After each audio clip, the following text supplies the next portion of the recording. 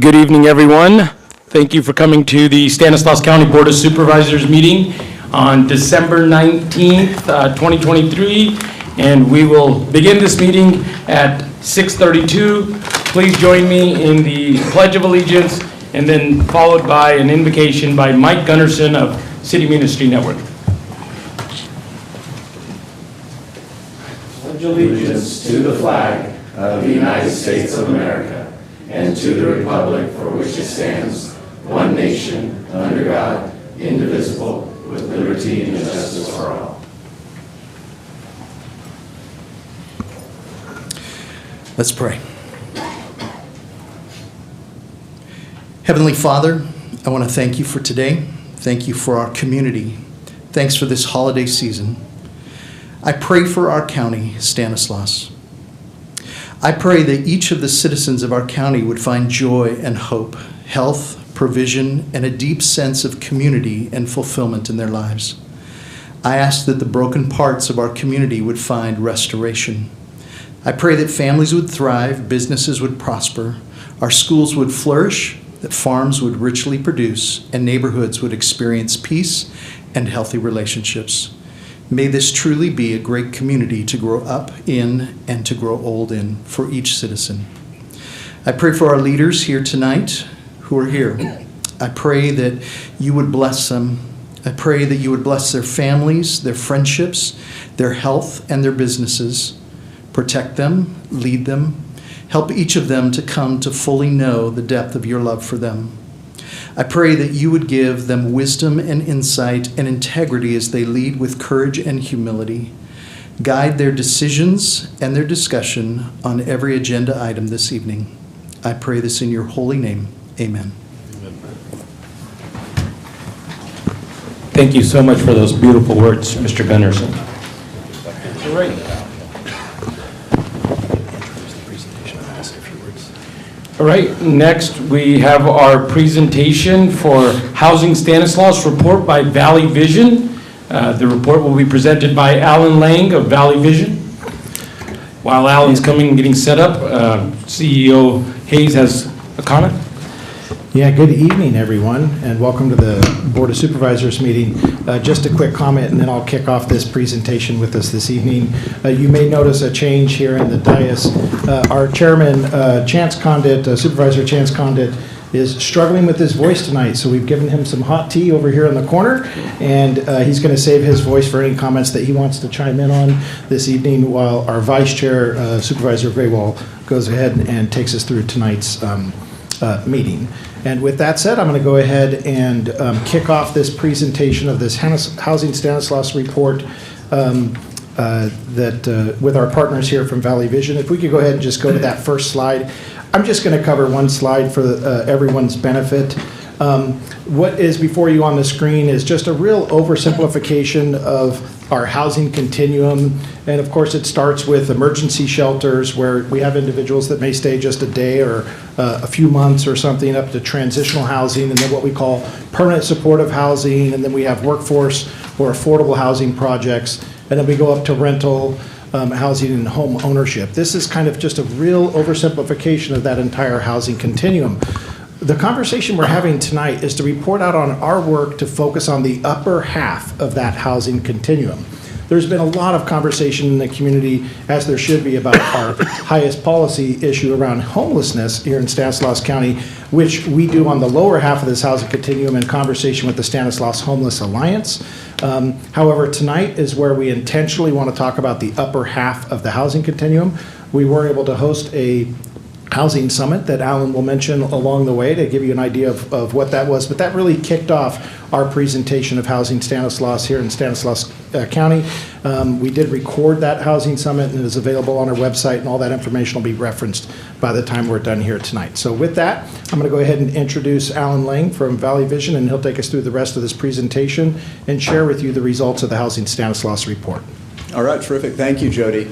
Again, Alan Lang with Valley Vision. Very happy to be kicking your evening off tonight, talking about a very critical, important issue for Stanislaus County, for all of our residents, and that is around housing. So I'm going to walk through, just hopefully, going through fairly briefly tonight, what our process was, what the goals were, findings, recommendations, so that those are now out there, and we're really trying to champion this and do much more in terms of the outreach and engagement to really move some of these ideas forward to help us advance and stimulate housing development within Stanislaus County. So I'm going to begin with just a quick little background on what we did, how this came about. We actually began the Housing Stanislaus effort in the fall of 2021, right around that period. And with the goal of wanting to really develop a unified vision for stimulating housing development throughout Stanislaus County. That is the unincorporated areas, the cities, everywhere that we can get housing developed, we want to do so.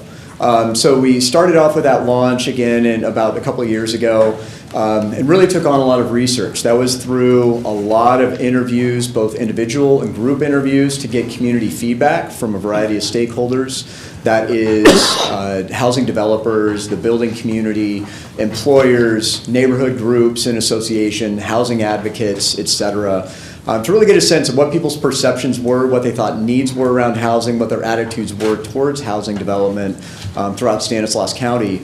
And also did a lot of research, figuring out from other jurisdictions, other communities throughout not just the state, but around the nation, what's being done elsewhere to really get the housing developed that is needed for all of our residents, so that we all can best afford to live in the communities we want to stay in, have the type of housing that we want, so that we can live comfortably within our communities. Once we had that information, then it turned into the vetting stages. We had a technical advisory team that was formed for this. Again, a diverse group of individuals from very different backgrounds, all with some kind of, I'll call it a stake in housing, that we were sharing ideas with, getting their feedback, getting their thoughts. Also worked a lot with the public agency staff from the county, from the cities as well, to share ideas with them, see what would be best fit, what would be the best fits for all of our residents and all of our communities within Stanislaus County. And had a lot of back and forth, a lot of discussion to kind of land on what I'll get to a little bit later in my presentation, but what are those recommendations? What do we want to move forward? How do we want to make sure that we have the right types of housing and the volume of housing that we really need to support all our residents throughout Stanislaus County? So what is, we have both up at the front here, as Mr. Hayes had mentioned earlier, we have online as well. It resulted in the Housing Stanislaus report that has all of our findings, has those recommendations. And I'm going to go through just some of the quick highlights. There's a lot more detail provided in that report, both for you all and for the community. But again, touching on those highlights today, just to get a sense of what is included and where we need to go from here. So want to begin by thanking those contributors, those people that were involved in this process. I mentioned the technical advisory team, a lot of hours and time that they committed to this and the brain power committed to this, as well as the different city and county officials that were involved. All the cities had participation, had input in this, as well as the county staff. And again, a lot of different stakeholders that were involved through interviews, whether that was one-time interviews, group interviews, ongoing involvement from their standpoint. But a lot of time and energy was committed to this by a variety of different stakeholders. So I want to thank all those that took time out of their day to contribute to this, share their ideas, and help us land on what our best ideas were. So what is our goal? The goal with Housing Stanislaus is to increase housing supply throughout Stanislaus County to meet the needs of our current and future residents, regardless of age, ability, income, or any other factors. So said a different way, we really want to stimulate housing development so that we have adequate housing for all of our residents. Why is that? I'm going to talk about some of the numbers. Some of this might be obvious to some of you, some of it might be new. But what has happened in Stanislaus County, and I'm focusing here since the 2010-2011 period, is a continued growth in our residents. We've grown from in 2011 about 512,000 residents to 550 plus thousand in 2021. Expected to continue that growth through at least the next decade, growing by at least another 10,000 or more residents. So about a 50,000 resident growth over the course of 20 years. Obviously, that necessitates additional housing. However, what we've seen with housing development, and this is not unique to Stanislaus County, but we've seen it really also, I'll call it fall off a cliff over the past 10 years. We had averaging 30,000 plus housing units developed per decade over the 70s, 80s, 90s, the 2000 to 2010 period. And then the Great Recession hit.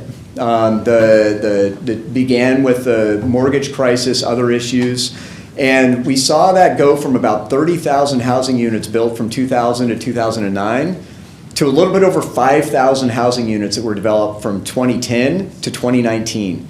So that just did not keep pace with what is needed for housing development.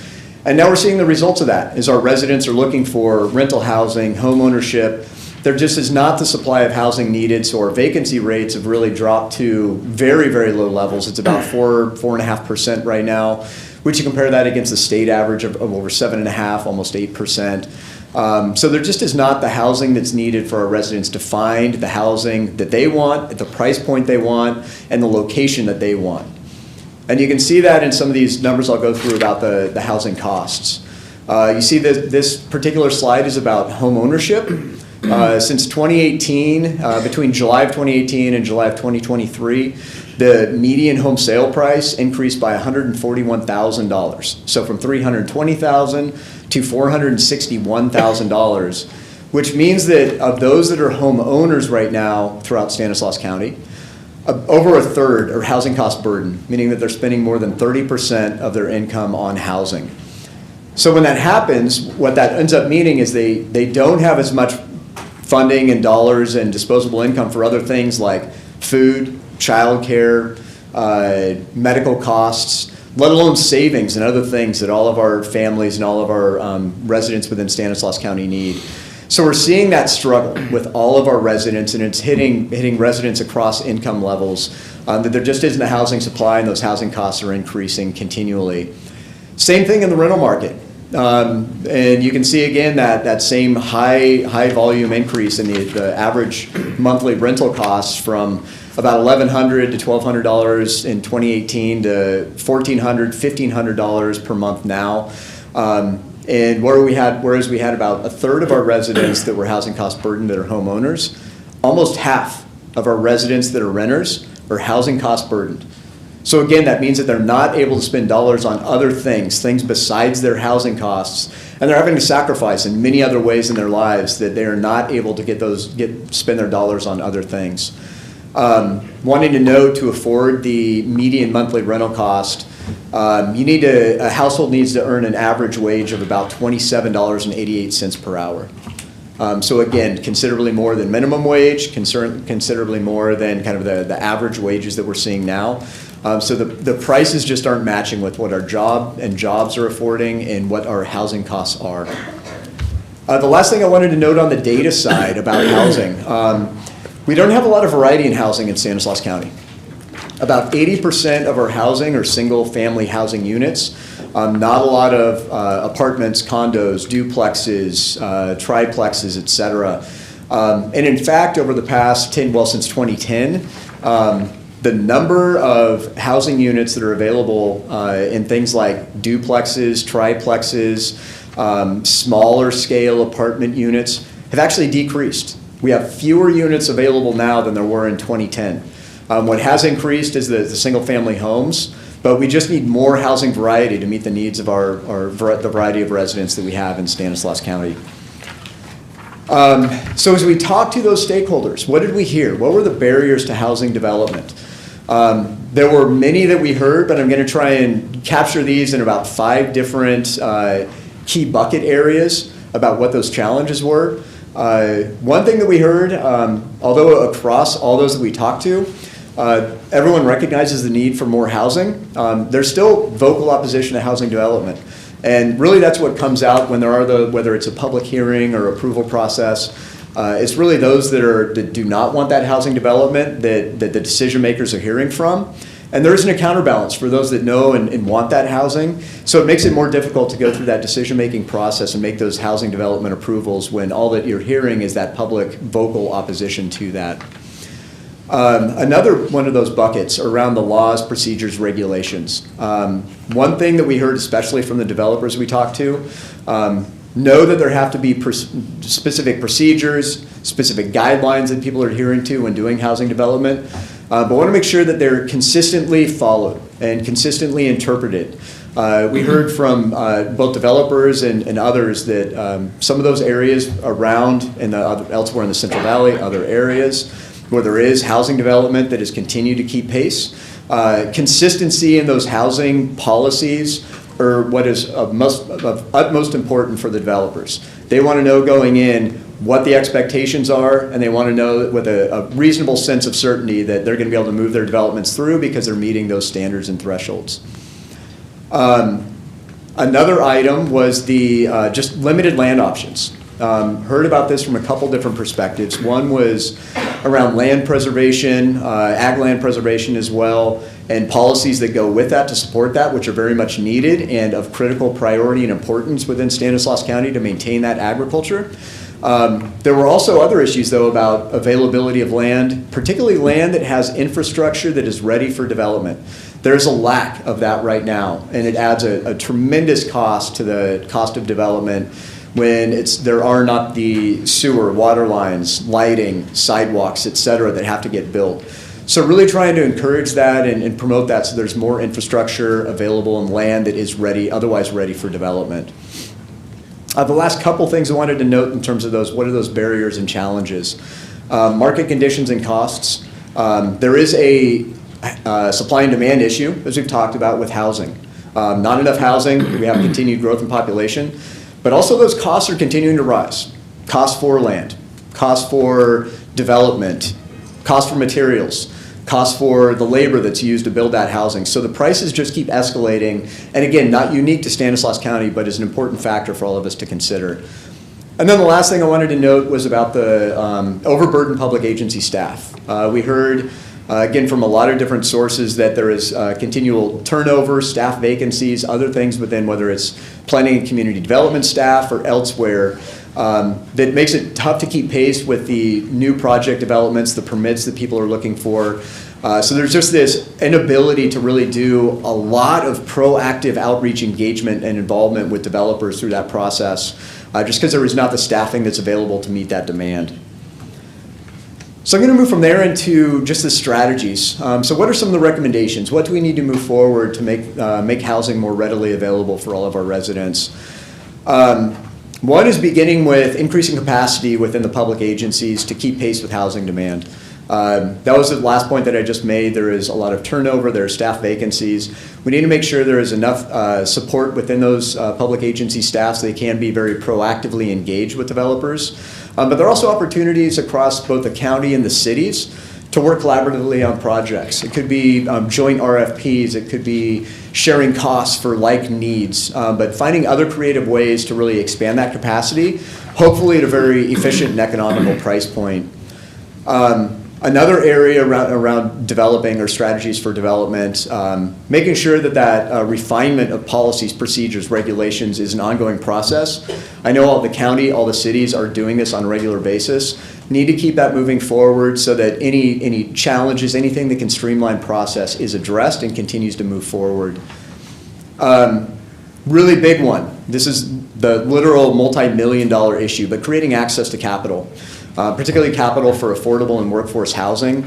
I'll note, kind of side note, one of the key things with this that has been considered and shows up in the report is the idea of a housing trust fund, something that can be put into place, invested into, and sourced through a variety of different funding mechanisms, but helps provide funding for a variety of things that could be used for housing. Could be revolving loan funds, could be first dollars in, could be last dollars in. But having something like that in place that developers and communities can access to help increase and build that housing supply that is needed. Moving on with some other strategies. We talked about the need for infrastructure development. There is also a need for preparing those development plans so that they're in place, it's known what is needed to make a certain land or certain properties development ready. So really trying to find ways to partner with developers for things like specific plans or other planning mechanisms that can be used to help bring in potentially more developers because it makes it more appealing for them, helps spread that cost across multiple developers in an area, but working very collaboratively and proactively to put those housing development and specific plans in place to really encourage development within our communities. The next couple I'm going to bucket. It talks about being very proactive. One is around property owners, and one is around developers. This is something that is very much needed. It's not necessarily with housing shortfall being an issue throughout California. Developers and others are going to go where there's ripe opportunity, and they know that there is something that they can quickly take advantage of and develop on. So the communities, whether it's county or cities, really need to be very active in reaching out to those developers, identifying that we want more housing. Here are the opportunities that are available to you. And not just waiting for developers to come in and propose those, but taking that very proactive approach. Similarly, around the property owners, finding those properties that might be available and suitable for housing, working with those property owners to see if they are interested in moving it forward for development. So it's not just sitting with underutilized or vacant properties that might otherwise be very effective places to have more housing built for all of our residents. And then finally, the final kind of strategy is around developing or really trying to foster the development of a variety of housing types. Again, this is not just single-family homes, but it could be small-scale apartments, it could be townhomes, duplexes, triplexes, other things that are really going to help make best use of the land that is available and make housing more affordable at price points that our residents can afford. So really trying to diversify that housing source and housing type is going to be something really important for all of us and all of our residents within Stanislaus County. So I'm going to just quickly note a few of those things on a very positive side. There's already momentum around a number of these different areas. These are just some of the things that that Stanislaus County is working on and doing, and already has in place to move some of those ideas and strategies forward. Putting permit guides and kind of online interactive permit guides, so it makes it easier for developers or people interested in developing to get a sense of what is possible, what do they need to do, so that it can be more development ready and they can have that confidence they need to move forward with strategies. Using third-party experts to come in to help with processes, working with other cities to jointly move projects forward. And then also both the county and the cities are all in their kind of, I'll say, the final approval processes of the 6-cycle housing element update. So a lot of policy updates and changes, whether that's around zoning pieces, doing feasibility analyses, partnership developments, other things like that are rolling into the housing element that are going to be landing in policy at some point in the near future, and really hopefully helping stimulate that and send that signal out to developers as well that this is an area that is ready for development, and we really want to encourage and create the housing that is needed to help all of our residents thrive. So with that, I'm going to close on just kind of what is happening from here. We are continuing with outreach and engagement. The idea is that we want to continue to build champions, people that can be supporters of housing that will help to get those new housing developments in place, move them forward, and then moving forward on a more permanent basis. Really want to keep an eye on the data as a community so we can see where is progress being made, where are things stalled. How are we showing that we are advancing in terms of that housing, and ultimately, hopefully, that's landing on both the affordability and the price points that our residents want for that housing. And then in addition to that, having times where decision makers, public officials, planning staff, others are really working together to look at those strategies, think, are these still appropriate? Do they need to evolve? Do they need to change? But keep it alive, so it's not just like a one-time, it's set in stone, but let's do what's going to work best for our community. And then Mr. Hayes had mentioned earlier about our housing summit, which really was the kickoff in the early part of November. Want to go ahead and continue that, so we have an opportunity on at least every couple years that different stakeholders are coming together to talk about housing, figure out where we are, where we need to be, and set that vision so that we can continue to move it forward. So again, that was a quick overview of some of the high-level, high points within the Housing Stanislaus Report, from data, from recommendations, from those findings. Want to continue to keep this dialogue going, and I will go ahead and close it so that the housingstanislaus.org website is there. So again, yourselves, any members of the public that want to look at that full report can go and download it from this site. My contact information is on as well, so if there are any follow-up questions, I can take those. And with that, I will go ahead and pause and see if there are any questions from any of the supervisors, and otherwise I'll turn it back over to Mr. Hayes. Right? Supervisor Condit? Thank you, Vice Chair. Thank you, Vice Chair. I appreciate it. Sorry, I apologize for my voice this evening. I did just have a couple questions. How many units are we short in Stanislaus County approximately? I'm going to refer to the regional housing needs allocation process that is set through the state, and then the local jurisdictions plan out around that. And it's from the state given an assigned number. That number is to have from 2023 to 2031 about 34,000 units built. And that is throughout Stanislaus County, spread across the unincorporated areas, but then the incorporated cities as well. Got it. And would you have a number of how many shovel-ready sites do we currently have in Stanislaus County? I don't have that number. Let me look back.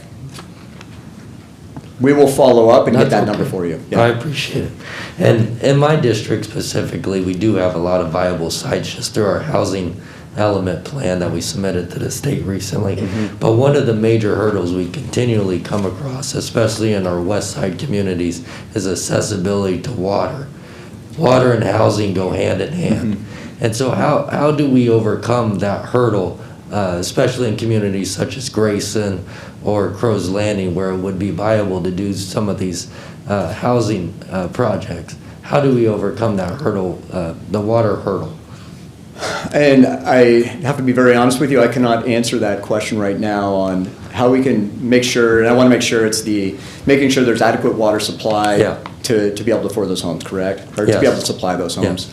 Yes, it is an issue, and I'll note, you can read headlines throughout California around the water storage, other issues, how do we do that? So it is a bigger issue than just Stanislaus County. But looking at the local level, I can, again, do more research on that, come up with some thoughts, ideas for you, but I don't have a strong answer for you right now, unfortunately. No, I appreciate that, and I didn't expect you to, just because that is such a giant leap. But I mean, it's just an editorial comment. I mean, it is pretty hypocritical of the state to continually put this burden on the local municipalities, but at the same time threaten our water rights here locally. I mean, obviously, if they want to fix the housing crisis or at least make a dent in it, we need accessibility to water. And also the lack of investment, just water projects from the state. So if we can continue advocacy for that, I think we could really make some momentum in regards to our housing demands. Excellent. Thank you. All right. Any other board members have questions for Alan? Well, Alan, thank you so much for the presentation. Really helped, and we'll look for the follow-up questions that Supervisor Condit asked. Excellent. I can't thank you enough. Appreciate it. Thank you. All right. We'll be moving on to public comment. So public comment is a time for those in attendance to speak on items not related to the agenda. When you do come up, please state your name for the record, direct all comments toward the dais, and so it is fair for every speaker, please keep comments to 5 minutes. So my first speaker on public comment is Kevin McClarty.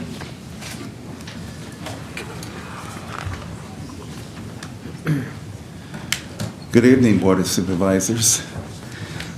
Glad to see you again this evening. I wanted to speak to you about air service in Stanislaus County. As you all know, we do not have airline service in Stanislaus County at this time. We used to have it. Back in the 60s and 70s, we had United Airlines here with the 737 jet airliners that provided service to San Francisco and to Los Angeles. And then later on, we had a couple of minor airlines that were here. A couple of them were here at the same time. And then we had United Express, and they provided a 19-passenger, 2-engine prop plane, which provided shuttle service to San Francisco only, I believe. But they left, and I think it was about 10 or 15 years ago that they left, and we have not had any airline service since then. Well, why is this important? It's important because we want to attract major industries to Stanislaus County, especially to Modesto, which is a city of 200,000 people that really is still going through a lot of growing pains and still needs to grow in the right way. And we're not going to attract educational, industrial, and software industries to Modesto if we cannot provide airline service, because the executives who run these firms fly here.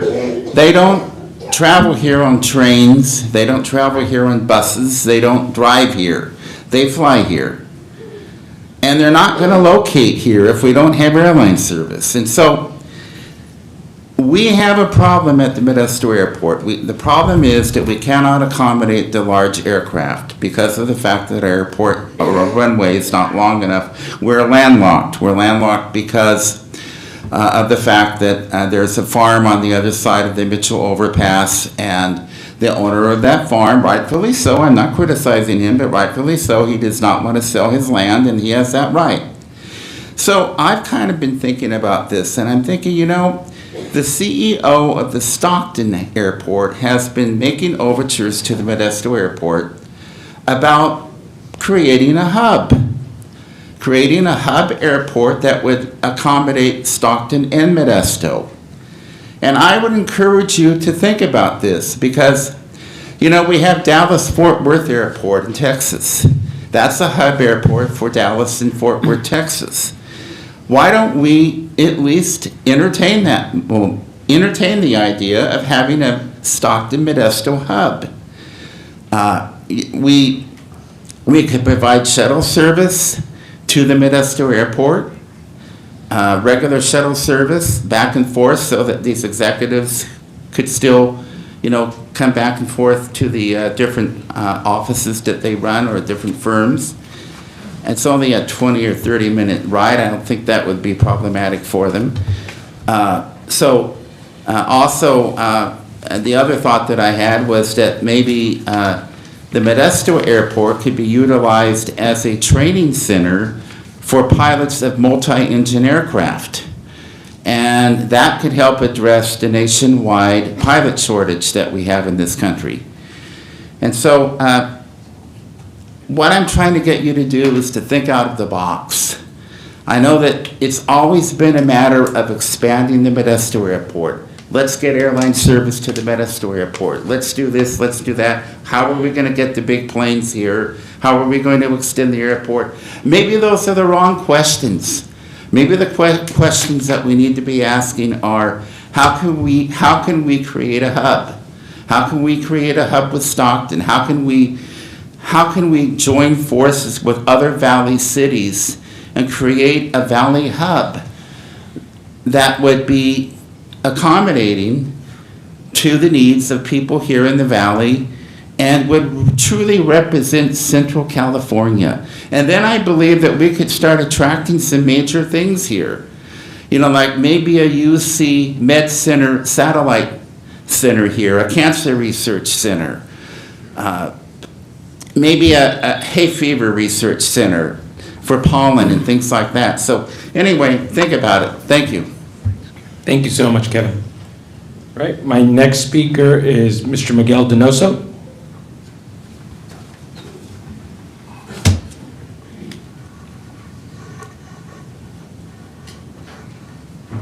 Thank you, Mr. Chairman.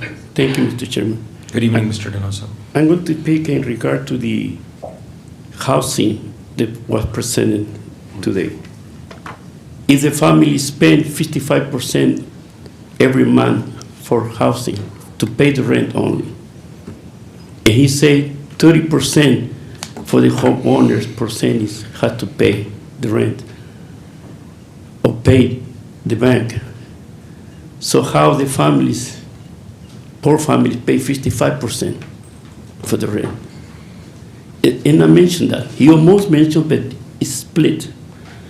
So the question is, the economic effect that, it's economic effect. In 2030 proposal for Mr. Hayes, his baby, He never mentioned the housing issue. In 2001, the EDD department, under the planning department in Stanislaus County, applied for $80,000 that was received to put housing and job balance. For that, 2001, never mentioned again. Never mentioned again the issue of job and housing balance. Only in page 6 of the report of the EDC mentioned that. Only one phrase. But the rest is jumbo jumbo. So that means no say nothing. In regard to the homeless, they're going to present, I think it's going to already gone to approval of the $180,000 for the access center. We approved that under COC program. But one recommendation that we emphasize is to have a special committee to overview and oversee how this money is being spent, because the Salvation Army and the COC spend a lot of money in that, and the county is behind every year, close to $500,000 every year. So the issue is, who is to blame? The Salvation Army, the ACE Center, or the county itself under Mr. Hayes? Because under his 10th floor, it was the power is. It was he divide everything in there. He throw every information to see who can control what. The directors of the department don't control nothing. Mr. Hay control everything. You cannot go to the corner without his approval. Even to smoke a cigarette, say, what cigarette are you smoking? So that's it's a mini management control. So we have to see that. Thank you, Mr. Chairman. Thank you, Mr. Donoso. My next speaker is Debbie Martinez. Good evening, Debbie. Good evening. Debbie Martinez, founder of We Are La Raza Parents Union. I've been serving my community with no pay for 40 years in a matter of weeks. I entered into Stanislaus County 1984. I haven't silenced my voice for the disadvantaged population of our children that don't have equal opportunities here. I fell victim myself to the housing crisis. I became homeless in September. It was a rough time for me. I came to this board. Chance Condit and his office rescued me. I was able to get subsidized housing.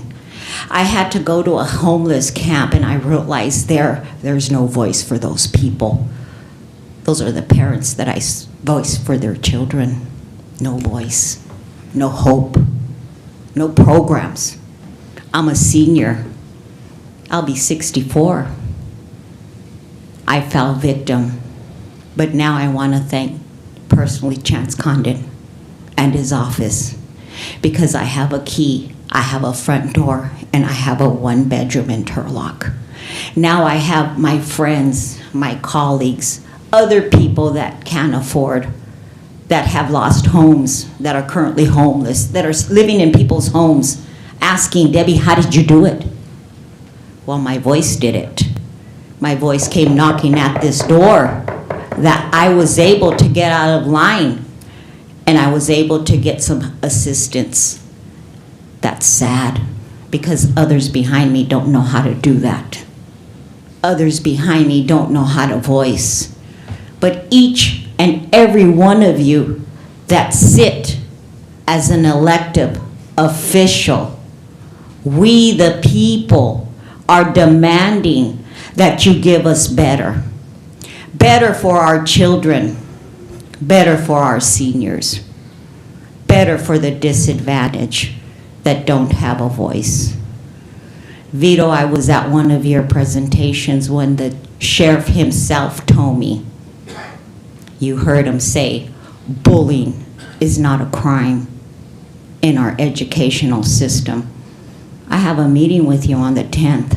I'd like to correct that, because bullying is a crime under SB 419, under AB 9Z's law, under our Constitution's Article 1, subsection 28, where our children have a right to enter into a school setting that is safe, secure, and peaceful.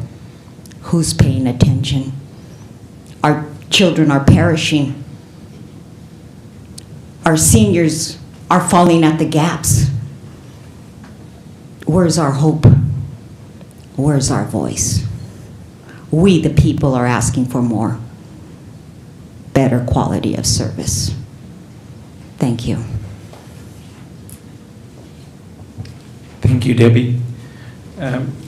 Next speaker, well, no, that's all I have on public comment. Is there anybody else that would like to speak on anything not on the agenda? Right, so please state your name. Buenas noches, mi nombre es Bianca López. Thank you, Bianca. Y quiero hacer una pregunta. Parece que la presentación que se hizo al empezar Bianca, de esta if- junta. If I can get the interpreter to help interpret, please. Good evening, my name is Bianca Lopez, and I wanted to talk about el principio de la Junta. Sí, al principio de la junta se hizo una presentación de este reporte. There was a presentation on this report, Es muy extensivo. very extensive, Pero parece muy importante, pero este documento y la presentación solo se hizo en inglés. but this document was only prepared in English, La presentación y el the documento. presentation and the document. Exacto. Entonces, ¿cómo uno como que no habla inglés puede participar y estar informado de estas situaciones que nos How can afectan those of mucho? us that don't speak English, can be informed and participate fully? Es muy importante saber que ustedes les interesa la participación de los que no hablan inglés. It is very important to know that you are interested in bringing those that need interpretation. Y hoy vengo a representar a esa comunidad que no habla inglés. And I am here representing that community that doesn't speak English. Thank you. Gracias. I do speak English, but I'm trying to make a point. People must be able to participate, have meaningful civic participation. I'm an English language learner. I mean, a lot of people would have been left out by the presentation, and yes, there is interpretation, but we're visual learners. We have different modalities of learning. Printing material is very important for people who are maybe even also illiterate in Spanish. But I wanted to make that point. I want you to really consider the way you conduct business here for the county. But today I'm here to comment on other things on the agenda, and I'd like to make sure that item B5 is pulled from consent item, if that is something that you collectively vote on together. But then I also recalled an incident that recently happened in my community. Supervisor Buck Condit, I am one of your constituents. I live in Riverbank. That is correct, right? Okay, thank you. Some incident happened in Riverbank last weekend where the Riverbank police had stopped an individual, Mr. Martinez, for violating several laws, allegedly, and so he was taken to jail. But during the arrest, one of the many officers that were there, it appeared that Mr. Martinez was already handcuffed or had already been detained. His hands were behind his back. Two officers were actually holding on to him. And another officer who was on the opposite side of the vehicle came around running. Obviously, the film that is produced or that was shared and around social media, we can't see everything, right? But this officer is seen in this video to come around the vehicle, run up to the individual who was already being detained. Did not seem like he was fighting or resisting arrest, but that officer chokehold him and brought him down over the door. So while, yes, Mr. Martinez was apparently doing some things that he should not have, according to the officer who was making the arrest and the one who pulled him over. But what it looks like to community members is excessive use of force by this officer. And the community is asking for accountability for that officer. we would like to see the release of the video camera, either the dash cam on the vehicle and or whatever is available for their, their body cams.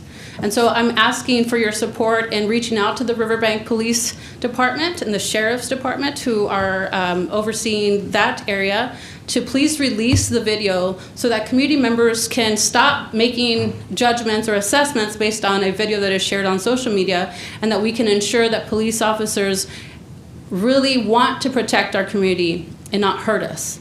And so while we understand that there are people who violate the laws and they must be held accountable, police officers are not above the law and must also be held accountable. So you are welcome to, I can share the video with you if you have not seen it. The Riverbank Police Department has already released a statement, did not mention anything about the officer's excessive use of force. And like I said, the video that we can see does not show possibly what the officer was reacting to. And so we would like that to come to light by producing and providing those videos to the community, so that, one, we can feel that officers are actually doing their job, that it was necessary use of force, which it doesn't look like on the video, but that there is accountability for officers and that they're not above the law and that they're held to the same standards as the rest of us. It is not okay for police to continue to abuse us and abuse the law and get away with it without accountability. So I would really like for us to communicate. Maybe you can come out to Riverbank to answer some of these questions. The Facebook post by the police department shows very clearly the community concern. The majority of those comments have expressed the need for the release of that video, but then also for accountability for that officer, as it appears to us that he was in violation of the law and excessive use of force. Thank you. Thank you, Bianca. Oh, and Ms. Lopez, I just wanted to let you know, we do have a copy, or we do have the Housing Stanislaus available in, the report is available in Spanish. I've sent a copy to your email along with a link to the online, and if you could help us get the word out to anybody, that'd be great. Thank you. All right. Thank you. My next speaker is Gavin Klein, Field Representative for Congressman Duarte. He usually speaks at the end of the meeting, but because of tight commitments, he'll be given an update and public comment. Thank you, Gavin. Thank you, Mr. Chairman, members of the board, county staff, community. Thank you, Gavin Klein, Congressman Duarte's office. I want to give you guys all a quick update. Last Thursday, we passed the National Defense Authorization Act, the NDAA, for the 2024 fiscal year. This bill enhances our defense to adequately protect our communities from the fentanyl spilling in through the southern border and into our valley. The NDAA also demonstrates our commitment to increasing the military capabilities while still being fiscally responsible.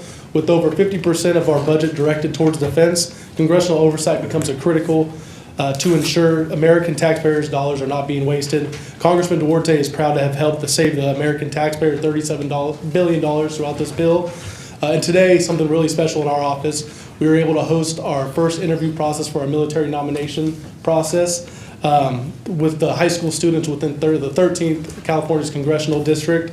This was a great opportunity for the students to come in and interview with a chance of receiving a military nomination to the service academies, and it's been truly an honor for us to be a part of this process, and thank you all for your time. Thank you so much, Gavin. Appreciate you sharing all that information the Congressman's working on. All right, next item is consent items. So before any action is taken on the consent calendar, does anyone in the audience wish to make a comment or have a question on any matter on the consent calendar? And I do know that item B5 and item B8 has been pulled for further clarification. Are there any other items that anyone would like to discuss outside of those two? We'll need to take also item D1. Yep. So, yep. So on item B5 and B8 and item D1, I was hoping to get a motion to approve all consent items and then address each of those items individually. I will make a motion to approve all the consent items with the exception of B5, B8, and D1. Second that. All right. Motion made by Supervisor Withrow, second by Supervisor B. Condit. All in favor? Aye. All right. That was a big deal. That was like my first vote call. I appreciate that. All right. So Item number 5, I got Mr. Miguel Donoso.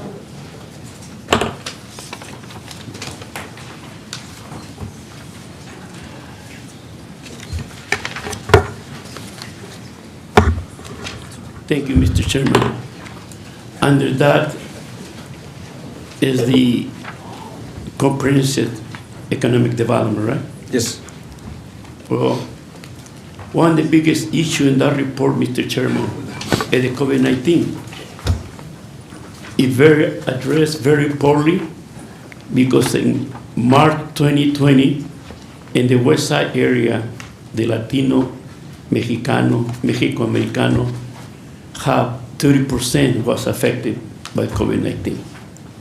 That's the area of Mr. Terry Whitro. In June to September, the whole county, Mexican American, Latinos, Mexicano was affected by COVID-19. I never see a report that address that. How much money from the ARPA money and from CARE money come to our community, especially the underserved community and the essential workers that was affected so big. A lot of people died, a lot of people was in the hospital.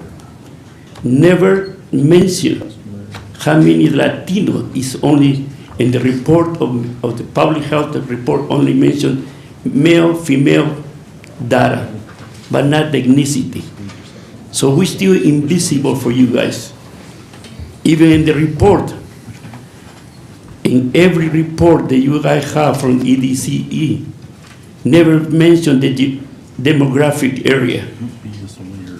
So it's amazing how a population that's close to 50% is disappearing only in pages.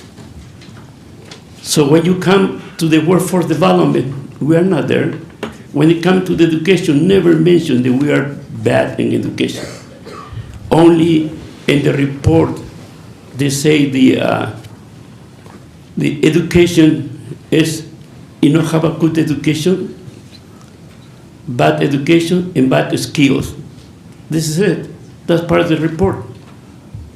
So the question is, how much of the money from ARPA and CARE it flowed down to our Hispanic community that was affected and still affected by COVID-19? Because we're still researching the effect of COVID-19. The other one is, like I said before, the house balance, the housing in job balance. In 2001, you guys received almost $80,000. You never mentioned that in the report. And the other issue is the under limited English proficiency executive order 16166, never mentioned in that report. The executive order 13985, never mentioned in that report. So I'm questioning the report and not agree with that report. And I have letters and documentation, and we go up to the meeting 3 times to ask you for limited English proficiency report. Never, you guys. Mr. Whitro mentioned to the staff, can we do that? Can we accommodate to the people?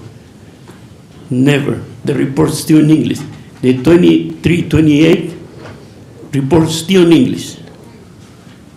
So how we can participate in the process to ask more money or more funds or more jobs and economic development when we are not even mentioned in the minutes? We worked close to 6 people in the 2 meetings. We never mentioned in the minutes. Can you believe that? You mentioned the staff and the members, but never mentioned the people who was there. Only mentioned public comment, housing, education, jobs, etc., but never say who did that. So we, even in that, we still not exist. So I'm questioning the legality and the transparency of that report. So that report to me is not good.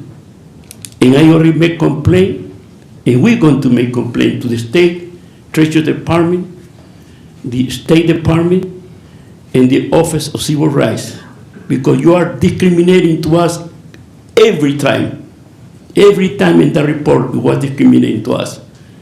From 2008, we still discriminate. We're supposed to be in that board, have more minorities there, especially Spanish speaking, because we are all close to 50%. We not have that. And the majority of members are people from the business side. And you have people there that have more than 8 years, 3 persons. So that's our complaint. Thank you, Mr. Chairman. Thank you for your comments, Mr. Donoso. I also have a comment card from Carla Reyes.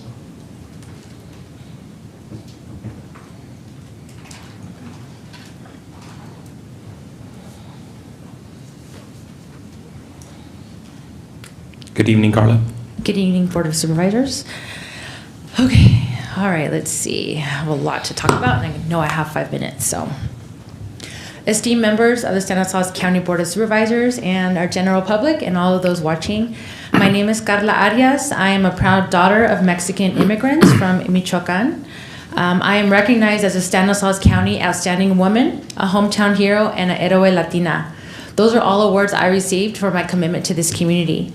I was born and raised here in Stanislaus County, and I also stand tonight before you as a representative and the new president of the Latino Community Roundtable to voice our profound concern over the decision to exclude Spanish translations from the 2023 Comprehensive Economic Development Strategy documents. As a first-generation Latina, again, born and raised here, my parents tirelessly worked in the fields of this county, like so many others continue to do. My parents were able to chase the American dream, become citizens after over a decade of working undocumented, and purchase a home, an empire. My father, who is now 73 years old and works at a factory, likes to tell me that he's finally making $17 an hour, and he's very proud of that. That's where my activism is a tribute to him and to my family and to other families who are currently struggling. They are part of this economic vibrancy of this community, and they need to be heard. I am here committed to ensuring that every voice in our community is heard and valued. Our experiences and challenges drive my dedication to more an inclusive civic process. I want to reiterate your own data from Stanislaus 2030. In our county, nearly 43% of residents speak a language other than English. Again, 43%, with a significant portion of those being Spanish speakers. This reflects the diversity of our population, where over half, precisely 50.3%, identify as Hispanic or Latino.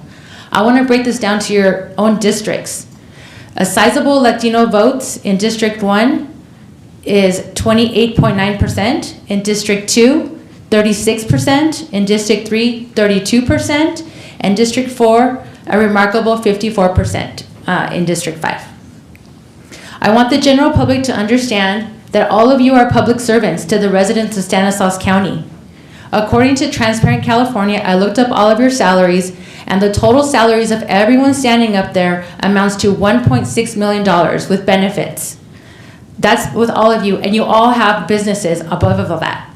It is your responsibility to be of service to all of the communities, not just to affluent agricultural titans that rule and the growers. Here are my key concerns about the economic development plan. For those of you who don't know, this will determine where the money is invested for workforce, for jobs, and for the future. So if you're a part of the public and you're not aware of this, you need to be, because this is what the county and the Board of Supervisors will invest in, because I'm glad that you pulled it for the recommendation. The document is not accessible to Spanish speakers, as has been said. That limits our public participation. The complexity of the documents and other reports are not accessible to the general public. You use terminology that no one understands unless you're in public planning or policy. More so, those are the not proficient in English. It has civil rights implications.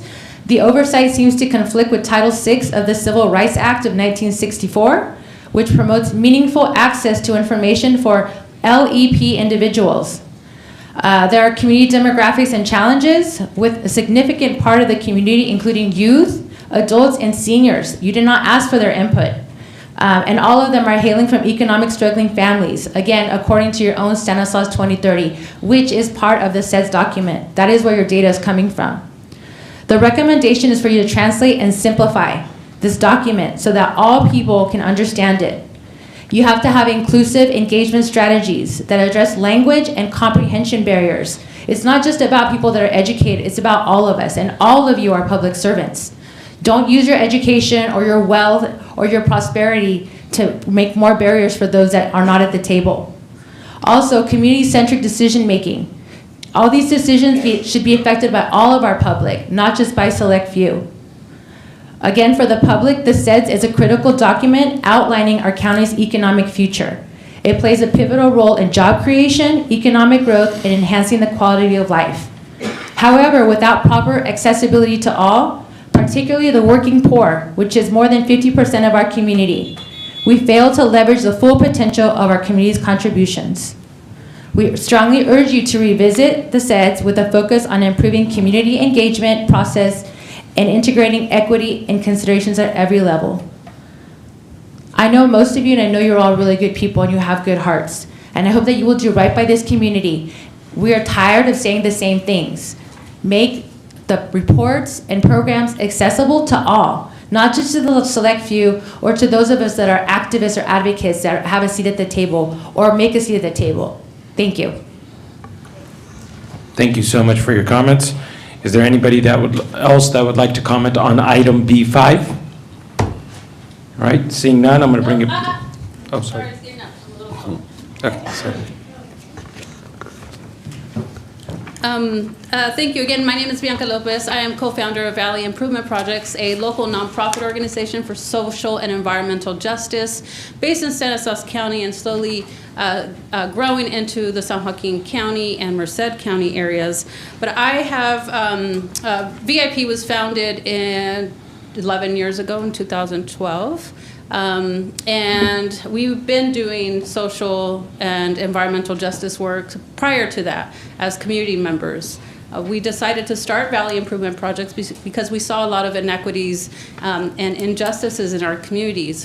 When we started to meet people, I'm going to back up a little bit. I'm from LA. I went to college, and I met my husband in college, who is from this area. So after college, I moved here. But I've lived here for since 2009. And so we wanted to participate in this community and make it better together. I didn't want to just get a job.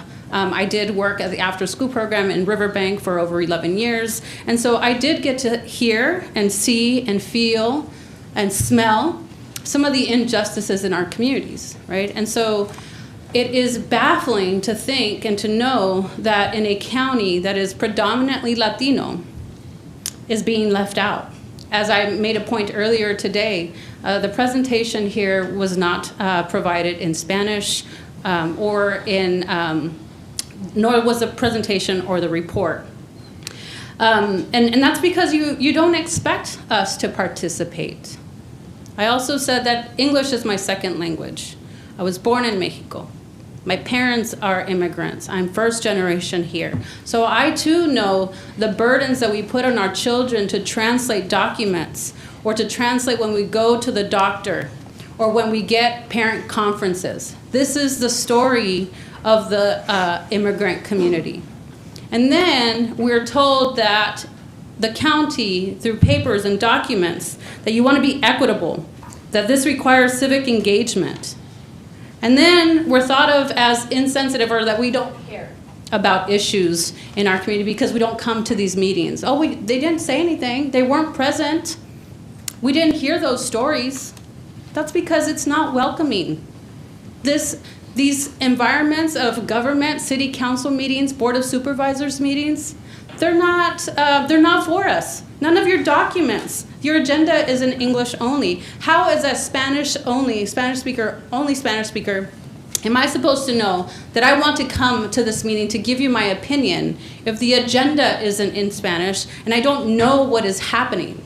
Now, I've reached out to some of you. Mr. Withrow, you witnessed the shit show that CVOC's Farm Worker Roundtable created because as a farm worker roundtable, CVOC decided to present only in English and then lied about their intentions to translate information. You gave them lots of money because they're culturally competent, and they failed. And they were not able to host that meeting. We were promised to have a redo committee meeting. It was canceled. You guys approved their agenda item. I'm not exactly sure what you approved. They already have the money. And so now you have farm workers who attended that meeting waiting for a redo committee. They keep calling me. So you put us in a position, you rely on community organizations to reach out to our community members, to the people that we serve, to the people that you should be serving. Mr. Jody Hayes, you asked me to share the document, the report that was in Spanish. I will share it because that is my intent. But you are responsible for making sure that we have access to that information. And I can go on and on about how you failed. Although there are some good things in our county, I'm not going to highlight those here today because that's not my point here today. Maybe at another time I will give you props for something. But it is very unfortunate, and I am here to propose that you implement a policy that you say this is how Stanislaus County rolls. We're going to translate our documents and reports in English and Spanish because that is the languages that are predominant in our community. And if you speak any other language, you can receive that information upon request, just as you do now, just as council is recommending that you do so, because you have to. But please, I am proposing that you implement a policy so that that community members don't have to rely on grassroots organizations to give them the information in terms that are digestible, so that they can make informed decisions and decide that they want to come and know that their opinions matter. That if our voices continue to be silenced or left out, missed, invisible, that somebody will hear us. And that's only thanks to nonprofit organizations or community leaders that you can hear those voices. But it would be easier on us if you would at least translate the information that you produce in English, in Spanish, which is the second predominant language in our county, and allow others to request interpretation and translation upon request. Thank you. Thank you for your comments. Do we have anyone else wanting to speak on item number? You already spoken, Mr. Donoso. I want to share that to be in the Debbie Martinez, community activist, and what he wants to present is an example of Washington State, how they were able to formulate in their state in Spanish. So we would like to give it to you guys as an example. My son happens to live in Washington State, Yakima. Thank you. Feel free to give that to the clerk of the board, please. All right. Seeing no more comment on item number B5, I'm going to bring it back to the board. Motion to approve item B5. I will second it. I just have a couple questions, if you don't mind. All right, before we take the motion, questions for staff by council member or by Supervisor Condit? Thank you. So do we currently have a translating service policy?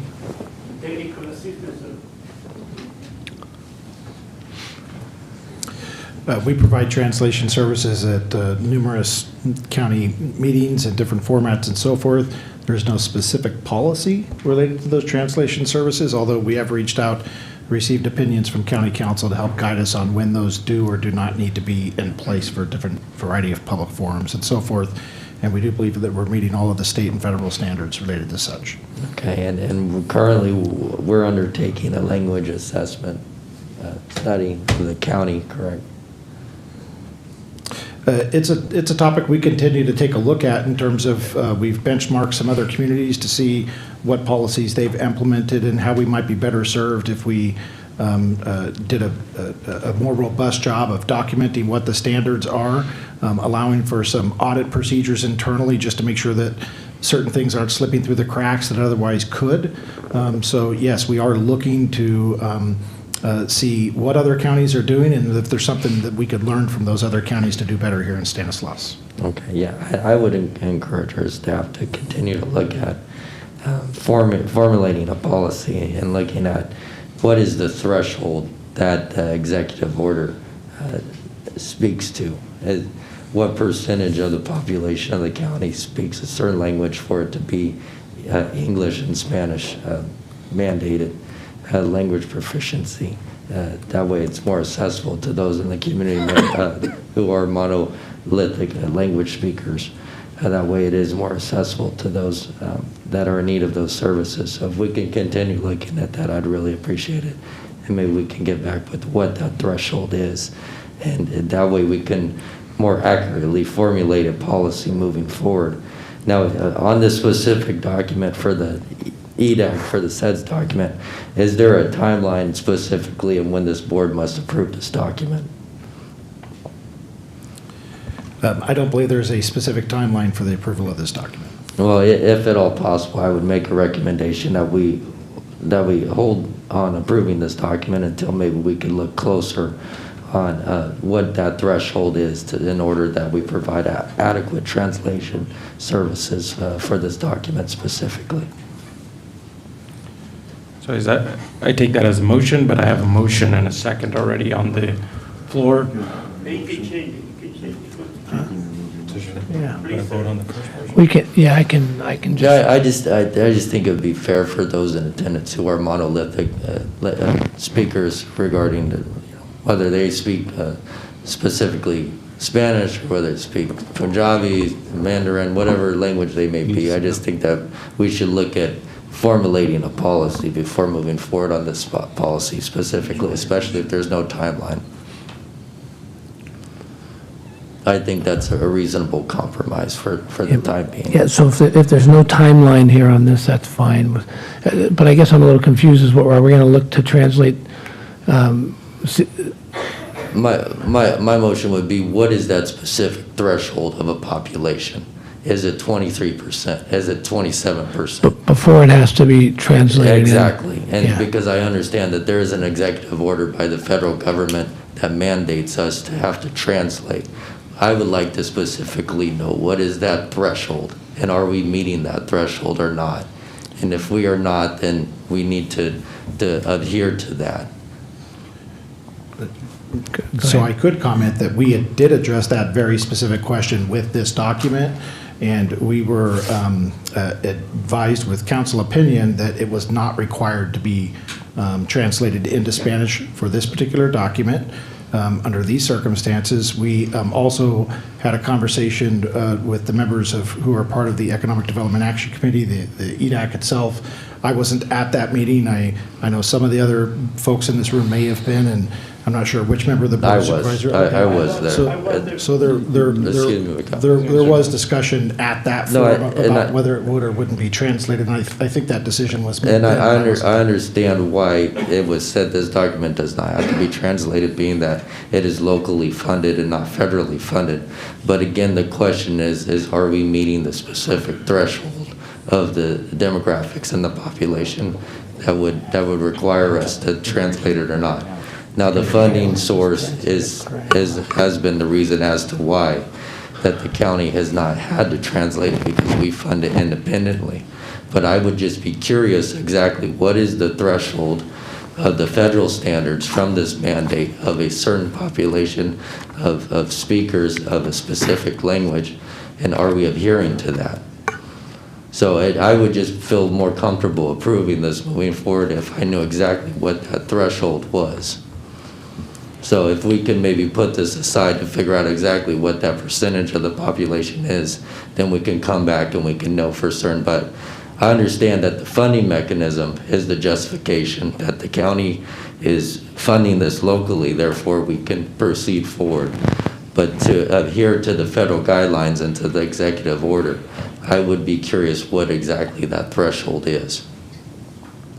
I hope that makes sense. And again, it's harder to make sense when you sound like Kermit the Frog, but I'm doing my best. So I apologize for those in attendance. So that's fine. So I'll withdraw my second, and Buck, maybe, I don't know if you want to.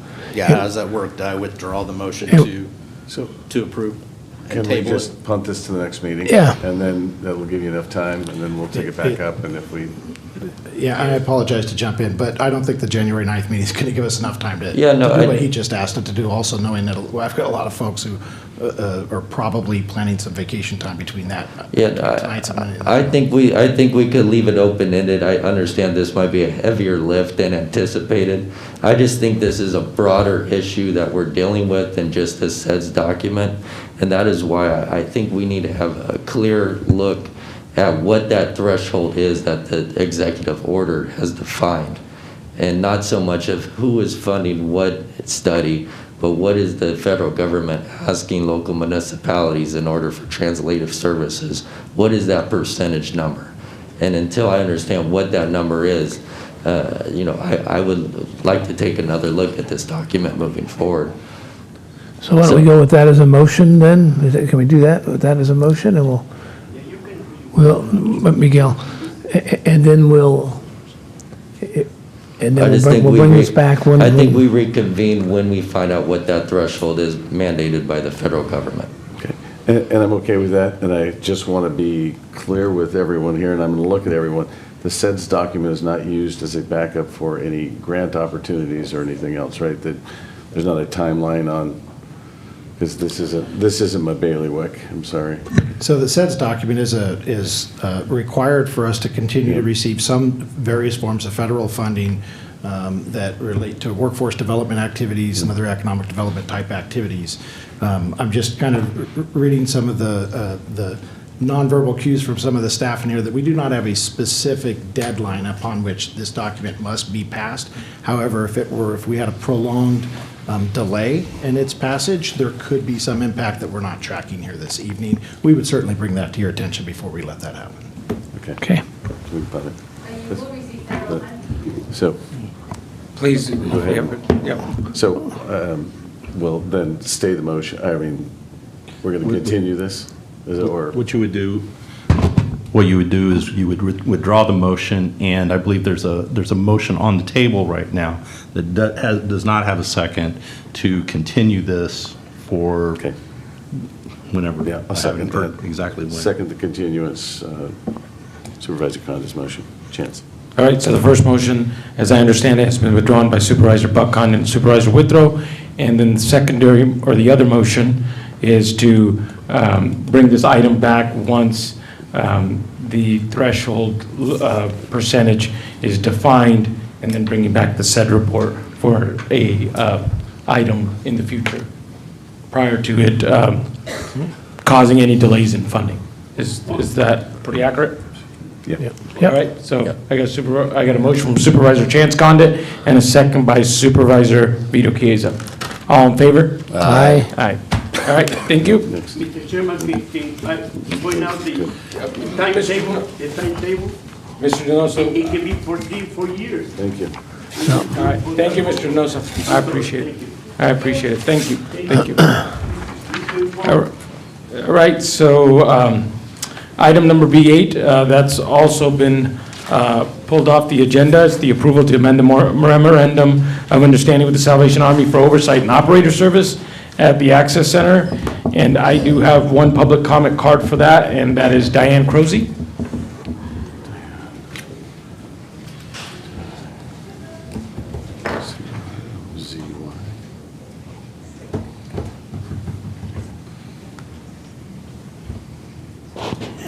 First, I want to ask, before you put me on a timer here, I wanted to speak a little bit about number 8, and I did not realize that number 7, under county discussion items, is on here, on the agenda also? You're more than welcome to speak when that item comes up. Oh. You can speak on both. Oh, okay. Yeah. Well, unfortunately, this kind of includes all of it, because I did not know that. So. Do you want to limit your items, just what's limited to this item, and then come back for item 7? We can try. Let's try it. Yeah, greetings anyway. All the agenda items are dealing with real suffering people, and it's really complicated, folks. Contracts, money, timelines, and it leaves me wondering how much people are really considered personally. Are these the very best ways to help people, or are they the most efficient ways for officials to accomplish certain attaboy goals? Housing has become a buzzword for accomplishment. Item 8 refers to Salvation Army, who can point to daily accomplishments that help to all segments of a person's life, like jobs, training, medical, not just getting them under a roof. And they deal with the people.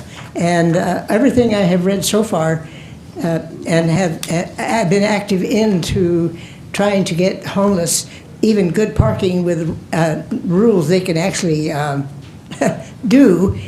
Anytime you tell somebody that has no money that they have to be up to date on their licenses and their insurances and their car ID, and they can't even do an RV. And anytime you tell them that they can't come into a place because of that, it kind of knocks away the idea of having safe parking. So that's why I'm bringing this up. That's the city, by the way, I understand, because I was active in that. I hope you, who received the email I sent, the federal strategic plan to prevent and end homelessness, shared it. It points out that housing may be the end goal, but the many steps in between are even more important, such as case managers, communication with the people homeless, and I have to real emphasis on the fact communication, which these folks just before us brought up. I mean, you have a language barrier, and a lot of things that happen with this government, this Board of Supervisors in the city, most people don't even know what's going on. The Brown Act wasn't meant to stall coordination with problems. It just was trying to stop bad or corrupt collusion. So please don't overuse it. Please meet with those that are informed and actually deal with the problems and/or are well-versed in day-to-day realities such as extreme cold and sleeping without protections. The workshop that we had, that the city had, on October 20th, was not a workshop, folks. It was the show and tell business. And it really didn't accomplish anything other than take up all the time that the rest of us couldn't talk. And we went from 3 minutes to 2, and the rest of the time was all taken up by show and tell. So I don't see how that could even have been called a workshop. So I'm hoping that you folks will get together with the cities, because you're the county, because this is an ongoing problem. Latest thing I read, Modesto's even on the list right now in that federal strategic plan, as listed as one of the highest places in the United States that has high housing. And there's actually a piece of paper in that thing I sent out to Manny and I think Condit and maybe Mr. Buck here. So that's the reason I'm here, and I'll be back. Thank you for your comments, Diane. Anybody else wanting to comment on item B8? Great. Thank you. Please state your name for the record. Good evening. My name is Major Darren Stratton, and I'm the Corps Officer for the Salvation Army, which encompasses the ACES shelter. I would like to first just express my appreciation to this body for the support of the Salvation Army Barbarian Shelter, or the ACES shelter, over the last 5 years. One of the concerns that I just want to bring forward for consideration is the fact that what's on your agenda tonight recognizes a 6-month commitment that takes us through June of 2024. And yes, that is helpful, and we are most appreciative of that. However, it does make it very difficult to plan for long-term solutions when we now have been in a 6-month holding pattern in the last 6 months of 2023. We are now entering into 2024 with another 6-month extension. And at this point, in my conversations with others in county leadership, I have been given no sense of direction yet in terms of the fate of this particular shelter for the last 6 months of 2024. I bring this to your attention to simply say that while an initial 5-year commitment was made to fund the ACES shelter activity here in our area, 5 years is simply insignificant to deal with the challenges that are before us as within Stanislaus County. I think that has been made very evident to everyone in this room tonight, and we just need to be able to develop a longer-term strategy that does include sheltering as part of the process of dealing with homelessness going forward. The reality is that while the buzz now tends to be around single residency occupancy units, that scenario is fraught with all kinds of issues and challenges. And so there is still a critical need and a place for mass sheltering environments, of which the Salvation Army provides in terms of both of the shelters that we have. So I would just encourage you to consider the larger picture with your staffs and those that are providing daily consultation and interaction with my office so that we can continue to move this forward for the population that we are privileged to serve. So thank you very much for your time. Thank you so much for your comments. Do we have anybody else who would like to comment? Seeing none, I'd like to bring this back to the board. Motion to approve. Second? All right, I got a motion approved by Supervisor Chiesa and a second by Supervisor Withrow. All in favor? Aye. All right, thank you. And the last item we'll be taking is item D1. Supervisor, County Council Bose will fill in. Yes, on this item, we have a couple of conflict issues. The first is Levine Act. The Levine Act is a new law that went into effect in January of this year, and it prohibits officers and participants from receiving contribution from a participant in a proceeding of over $250. We have two conflicts. We have a conflict by Supervisor Chiesa on a couple of new Williamson Act contracts, and we have a conflict by Supervisor Chance Condit on some others on here. In addition, we have a financial conflict by Supervisor Chiesa, and so it's going to, it's not a good day when the attorney has to speak, so I'm going to have to kind of dance around here a little bit. So what we've done is we have a long list of new Williamson Act contracts, and we tried to group them up. So we tried to group up the first group so that all of the supervisors can vote on that group, and that is the group A that you see in your package. The motion would be on that one would be to approve Group A of Attachment 1, except for the APN 009-027-003 and APN 018-004-019, APN 018-004-021, and APN 018-004-022. Those are a total of 4 APNs, and those we would move into Group B. You're out of time, Tom.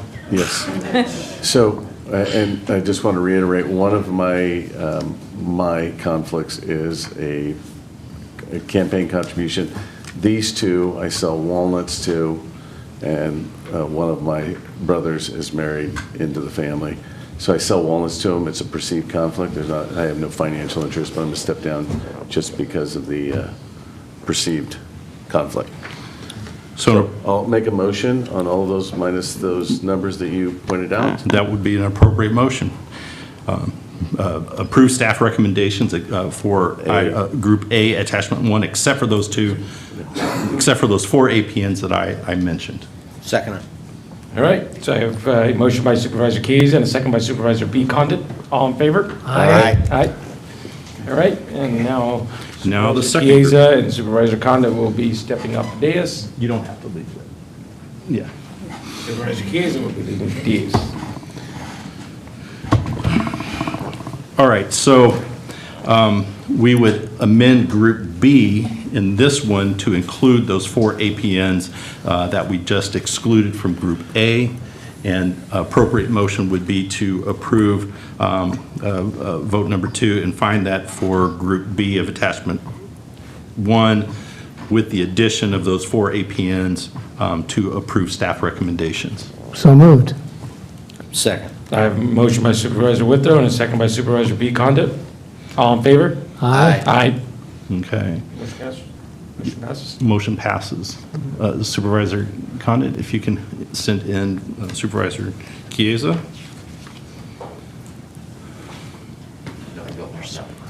Yeah, and he goes out now, right, Tom? go out now. Tom? Yes, yes. Getting pretty lonely up here.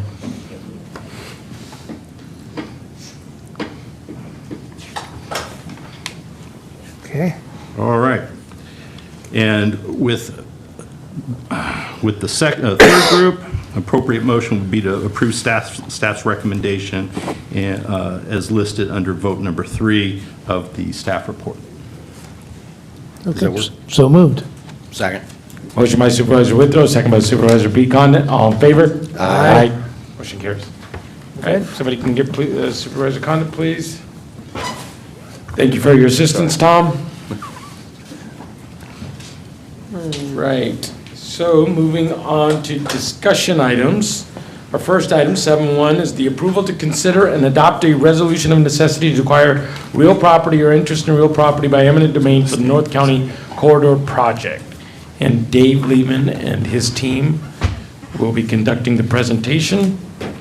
I know after the presentation, I have public comment cards, so I will be taking those in order they were received. Thank you. Thanks for killing me. Good evening, Vice Chair Graywall, Supervisors, CEO Hayes, Council Bose. We're here for the North County Corridor and resolutions of necessity. Today joining me is Artin Shaverdian from Nossaman.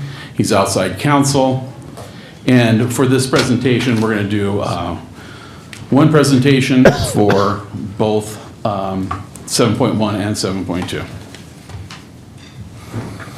This is a resolution of necessity to acquire real property, APN 082-004-004 and 082-004-005. Marie Dugan, trustee of the Dugan Family Revocable Trust, and Anthony and Francis Rodine, trustees of the Rodine 2015 Trust.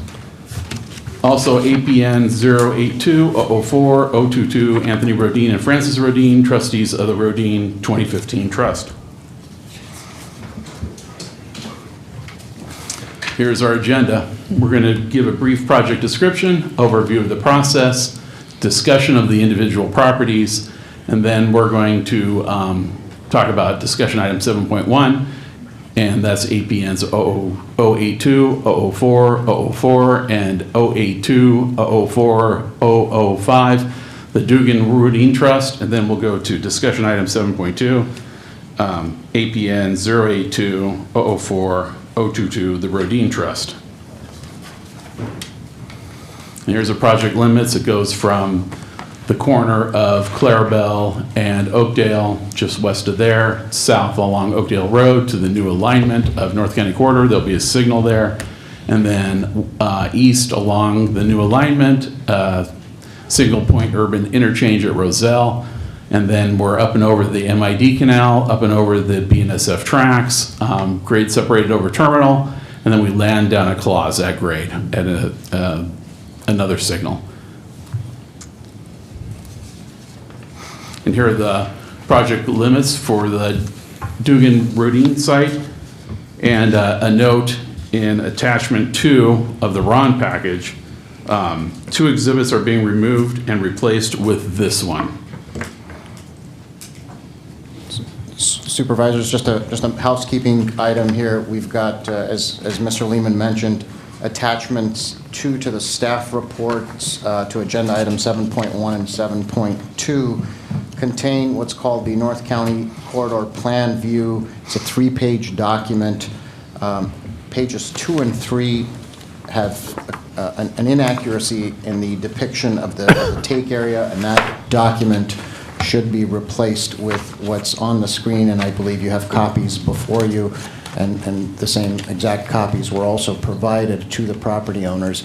This particular aerial image is the correct one, and it is consistent with what was presented to the owners in the offer packages that they received. It is what's in the appraisals that were prepared by the certified appraiser that appraised the property, and it is also consistent with the legal description and the plat maps that are attached to your resolution of necessity packages. It's the aerial images that were included in your packages were inadvertently incorrect ones that were put in there. So just want to put that in the record and make sure that you have the correct ones and you're considering the correct one here. Mr. Chairman, we do have extra copies of that corrected attachment available up here on this table next to the podium for the public. Here are the project approvals to date. Caltrans approved the CEQA NEPA environmental documents and route adoption on May 22nd, 2020. These actions confirmed the alignment, alternative 1B, and created and approved the North County Corridor project. We're asking the board to find in the public interest and the necessity of it. The NCC project will improve the regional network circulation. It will relieve existing traffic congestion, reduce traffic delay, and accommodate future traffic on State Route 108. It supports the efficient movement of goods and services, and it enhances traffic safety. The greatest public good and least private injury. Through rigorous environmental study and public outreach, the project has been designed to maximize the benefits to the public at large while minimizing impacts to private property owners. A thorough analysis regarding the need for each property interest was conducted in the project's planning stages. Project team has worked diligently to minimize the need for property acquisitions. Alternative 1B is the alternative, which is planned and located in the manner that is most compatible with providing the greatest public good and least private injury. Here are the key RON findings required. That the public interest and necessity require the North County Corridor Project Phase 1 final EIS approved on May 22nd, 2020. That the project is planned in the manner that will be most compatible with the greatest public good and the least private injury. The subject properties are necessary for the project, and an offer has been made to the parcel owners to be acquired. For 7.1, staff recommends for APN 082-004-004, 082-004-005, Dugan Rodine, find that the public interest and necessity require the North County Corridor Phase 1 project. Find that the project is planned or located in the manner that will be most compatible with the greatest public good and the least private injury. Find that the interests in the property sought to be acquired and described in the attached resolution of necessity are necessary for the project. Find that the offer required by Section 7267.2 of the Government Code has been made to the owner. Adopt a resolution of necessity in the form attached hereto as Attachment 1. Authorize County Council to initiate an eminent domain proceedings to acquire the property interests described therein. And staff is available for questions. Do I have any members of the board that have questions for staff on these items? So we pay for a second or an alternative appraisal. Has that been done? Has been requested? We haven't received a request for reimbursement, I believe, for an appraisal yet. Unsure. That is correct, Supervisor Chiesa. The offer was made and language was included in the offer package that the owner is entitled to obtain their own appraisal and that the county would reimburse up to $5,000 as the statute provides. So we have not yet received an appraisal from the owners. Okay. Has there been a lack of communication between us and the owners, or vice versa? Have we reestablished that? We're after this, we're going to meet again, and that is always the county's intent. Staff always wants to talk through these things. We try to be available, and sometimes life is busy, and both sides seem sometimes to have schedule conflicts. So we've committed that with the Rodines that we're going to meet after the holidays, and we anticipate being able to get something done. That's great. Okay, thank you. Supervisor Conant, just to more specifically sort of answer your question, the parties have had 5 sort of in-person contacts to date, 30 contacts by phone, countless emails, approximately 20 plus emails, and of course correspondence via regular snail mail. We've also met before this hearing with the owners regarding the project, its impacts, and trying to see whether we can sit down after the holidays, as Mr. Lehman indicated, to once again to go through those impacts and continue to discuss how we can serve the owners and perhaps reach a resolution. Okay, thank you for that information. It's good that, excuse me, I'm kind of suffering from the same stuff Chance is, that we reestablish those communications. And I know this, the fruit stand is right in the middle of their busy season. So I look forward to hearing how those communications come about. Excellent, will do. Any other members of the board? If no members of the board, I'm going to take this out to the public for public comment, and I do have public comment cards, so I'm going to do my best to call up in the order they were received. So first I have Todd Aronson speaking on both items 7.1 and 7.2. Good evening. Thank you for your service and time and for persevering through a pretty rough cold over there. For those of you whom I've not met, I'm Todd Aronson, resident, taxpayer, CEO, Visit Modesto. I remember my first visit to a farm stand as a kid. Like every other urban and suburban kid, I thought fruits, nuts, vegetables, they came from the grocery store. When I experienced fresh from the farm that day, I was hooked. That led to a career learning how to cook in New York Times 4-star restaurants, working at 5-star hotels across the United States. That journey led me here to Stanislaus County. My boys grew up going to the farm stands, like Rodine Farms, around the county. We cooked fresh food together nightly. They're all now incredible cooks whose girlfriends have our regional bounties to thank. My oldest, who lives in San Francisco, took his girlfriend to Rodine Farms several years ago to shop for their first Christmas tree together. They continue that tradition today. Each week, I go to visit my aunt, a paraplegic with severe dementia, who lives in Village 1, and I stop at Rodine Farms every week on the way to get a fresh treat for her and her roommate. Every week, she asks the same question. "This is delicious. Where did you get it?" I answer, "The farm stand around the corner." It's like 51st dates. It's a special moment for us. But that's me and my family, just one family out of hundreds of thousands in the county. Every year, thousands of urban and suburbanites stop at Rodine Farms on their way to the mountains and lakes east of here.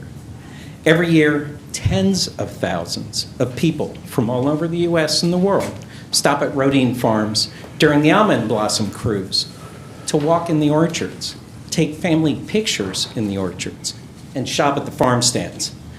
Last year, our region's top 10 cities where visitors came from included Santa Barbara, Reno, Phoenix, San Jose, Oakland, and Los Angeles. Over the next 60 days, 2 major international food and travel publications, plus 1 major network television station, will cover the Almond Blossom Cruise. They'll be showing and telling the story of walking the orchards in bloom and visiting farm stands. The first stop on the Almond Blossom Cruise, to millions all over the globe, Rodine Farms. You see your decision about relocating the farm stand with the cost of new power, utilities, sewer hookups, along with relocating reefer storage and upgrading to current code are very important. You're impacting a local business, dozens of workers, an incredible farm family, plus Stanislaus residents who for generations go to Rodine Farms on the way from here to there. Not to mention the kids in the pumpkin patch or those playing hide and seek amongst the Christmas trees. Your decision impacts preserving the perception of Stanislaus County for generations to hundreds of thousands of visitors in the coming years. Our image, the image of Stanislaus County, the only major farm stand there is on a the only farm stand on a major highway in our county with an orchard that kids from all over the world can play in actually depends on your decision. I strongly suggest you reconsider this decision, quote unquote, in the best interest of the public good for the offer on the farm stand business with our county's future in mind. Those taxes you want to grow, those businesses you want to relocate in the future, those future residents and future visitors are actually depending upon your decision. Thank you again for your service and your time.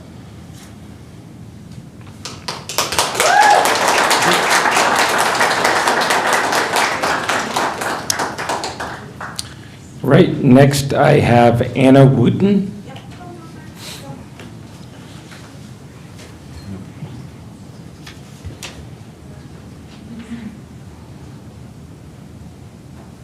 I got Michaela Wooten. I'm assuming that's Michaela? Yes. Thanks, Michaela. She'll speak right after. It's Micaela. But that's hard to tell by that. I know. Sorry, It's easy yeah, to confuse. it was all It's one okay. word. Happens all the time. Thank you. Sorry, I've got my notes app here. So, good evening. Sorry, I'm short. Have to adjust this. Can you guys hear me? Okay, great. Thank you. My name is Anna Wooten, and I was born and raised in Modesto. I am here tonight with my two children, Mika and Gabriel, and on behalf of Rodin Farms Fruit Stand, from what I understand is at risk of being drastically changed or completely removed, which would be a tragedy, not only for the Rodin family, but its employees and the surrounding communities. Rodin Farms Fruit Stand has been a part of this community for over 30 years. Our family personally has made countless memories there. Clearly, we're not the only ones. And along with so many other families. Rodin Farms allows people to have access to farm-to-fork, fresh, healthy food at an affordable price. And we all know how grocery prices are right now and how important that is for everyone, not just families. In addition to that, they offer a variety of nuts, honey, olive oil, and fresh bread for people to enjoy, which also supports other local businesses. Each fall, they have a pumpkin patch and a Christmas tree lot too. Every year, we go to the fruit stand to buy our Christmas tree, see Santa, and get a cup of hot cocoa. My kids beg me to stop at the fruit stand so they can get quality time with Peaches, the fruit stand cat. Not only can people purchase delicious food at Rodin Farms, but Rodin Farms donates to and supports countless local schools, nonprofit organizations, and other local businesses. Their generosity is unmatched. And if the fruit stand were to close, even temporarily, that would be a tremendous loss for the community. I ask that the county preserve Rodin Farms and leave it just the way it is, and just where it is. That fruit stand is a local treasure and needs to be treated as such. There is enough room at that intersection as is, and there can be room for new businesses across the street while keeping a local treasure intact. Thank you for your time and consideration, and now I'm going to hand the mic to my awesome daughter, Mika. Yes. You got it. Hi, my name is Mika, and I'm here tonight to speak on behalf of Rodin Farms Fruit Stand in Modesto. I disagree that Rodin Farms Fruit Stand should be torn down or moved anywhere. I would like to share some memories that I've had at Rodin Farms. First, I've been going to Rodin Farms my whole life. I can't explain how sad it would be if Rodin Farms would be torn down, because the people there are the kindest people ever, and God made sure that it would be perfect, just perfect, right where it is. is the best little fruit stand there. There could be. Plus, it would take a lot of time to rebuild it and do all that stuff. So it would negatively affect the people in the community, all the people who shop there and the people who work there, and the Roden family who own it. Roden Farms is the best little business I've ever known, and it would be very sad if it was torn down. I would never let that happen, but if you don't listen, and if you still decide to at least rebuild it for free for them, I would love that the country would pay to county. Or the country, whatever. Someone can pay for it, not them. We just need a funding source. Because if it's torn down, it is not right that they would have to pay for it to be rebuilt. They did not tear it down, and even then it will not be the same. It will be, You're doing great. Where You're doing is great. it? It is perfect, just get that else in here. Wait, where? Just read it the way it is, that's fine. You're not helping. It will be perfect the way it is, and if it's rebuilt, it will never, ever be the same to me and my family and the community. Thank you for listening. Good job.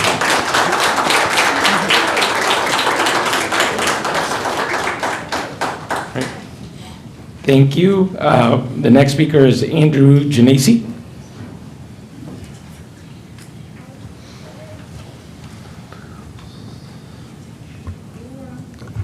Thank you, Supervisors. That's a pretty tough act to follow. So I'd like to speak on the issue at hand, the fruit stand there. It's one my family's enjoyed for many years.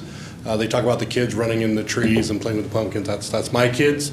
My oldest son has worked there for nearly 3 years now. He's actually helping to pay his way through junior college working there. So the decision here does have effects not only just to the landowners, but to the community and to the people who depend upon that for their livelihoods. So I appreciate the new map. That kind of answers a lot of the questions I had, just looking at the way some of the lines were laid out. But I would say that this is a fruit stand means it's more than just a small business. This is a multi-generational farm trying to make the way the best they can in this world. And I know some of you have farming interests and know exactly how hard it is to pay your bills at this time. So I know that progress must be made, and so I understand that if this is necessary and has to be done, I would ask, I would plead that you make this family whole when you do so. It's more than just a little bit of area there. This would eat into their ability to operate, especially the way they operate now, where it's welcoming to families, to children. Putting the road right next to their existing operation makes it unsafe to have the kids be as free as they are now. So I just ask that if you do this, make sure that you're making them whole, that you're doing the right thing, you're good people, and you're going to make the right decisions. Thank you.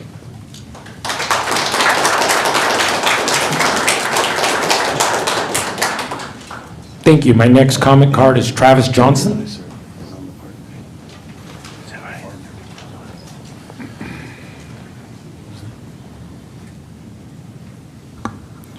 Hello, thank you all for just let me talk for a couple of minutes here. My name is Travis Johnson from Oakdale, California. I own Western Prime retail store there in Oakdale and Western Prime Auction Company. I do a lot of auctions up and down the valley here, especially here in Modesto, Turtle Rock, and Stanislaus County, and do travel around up and down the state and do auctions. Like I said, thank you for just giving me a couple minutes of your time tonight. I just want to talk about a couple of the potential impacts of this situation going Rodine Farms. With this family tradition and its tradition runs deep in this family. It's a known fact that this is a very hard working family, but from my standpoint, it's a very giving family. I do upwards of 50 to 100 fundraisers a year. In Stanislaus County, I guarantee you about every fundraiser I'm at, there's a Rodine Farms gift basket donated to that event. And we're starting to see less and less of that on as bigger businesses do take over. Sometimes Rodeo Farms is there when anything happens in our community, and I don't care if it's in Turlock, Modesto, Ceres, even out of the area. They're there. Sometimes a tragedy happens. We got to raise some funds for some of these individuals out there that the bigger corporations can't just get quite back to us in time with a donation. Some of these fundraisers get put together in 3 or 4 weeks and get some immediate funding going on. And if you go call the Rodine family, Antoinette and her crew, they're there. They donate. I mean, this year alone, too, she started a program a couple weeks ago with the Christmas trees that if they weren't sold, we were giving them to needy families in the Stanislaus County area. You know, and talking about agriculture right there, we can go on the list there too as far as supporters at the Stanislaus County Fair. I've been an auctioneer at the Stanislaus County Fair for over 20 years, and we're getting to be more and more kids are involved in agriculture, which I really do like to see. Our numbers are up at the fair, but unfortunately, our buying power is getting less and less at the fair with some of these bigger businesses not participating in the local auctions. Well, who do we call when those people need some help and those animals need to be bought? I call Rodine Farms every year. They buy 3 to 4 animals at the Stanislaus County Fair every year. Like I said, a lot of points have been made up about this is more than just a location. It's a tourist location. We know how big tourism is in Stanislaus County. We do not want businesses or people coming in and just driving through Stanislaus County. We want them stopped. We want them to do some shopping. We want to show what we're good about. We know what Stanislaus County is all about as far as farm ground. We have the best farm ground, not only in California, but in the world. And we have to highlight that. And these businesses like this, it's actually nice to have an educational business here in Stanislaus County. You get to know where your food comes from. And like you said, it's been said before, a lot of local businesses local farms provide products to Rodine Farms. So it's just more of a state point that, like I said, I really appreciate your guys' time here and any consideration you can give for this family, because it's just not going to be this family, that town. There's going to be a lot of fundraisers. There's going to be a lot of things that suffer if this farm does not continue on. Thank you all for your time. I appreciate you. Thank you.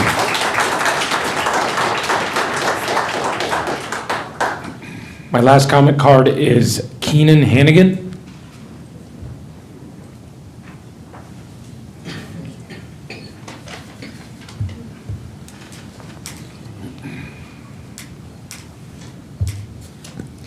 Good evening. It took a lot of courage for me to come out here today, and this is definitely the first time that I've been standing in a position like this. I got married in October of this year, and me and my wonderful husband are now residents of Riverbank, California, where he has lived for some years. And last year, when we were dating, we got the absolute opportunity of going to Rodin Farms to get our very first Christmas tree together. And then we got to continue that tradition this year. And I look forward to continuing that tradition every year if I can.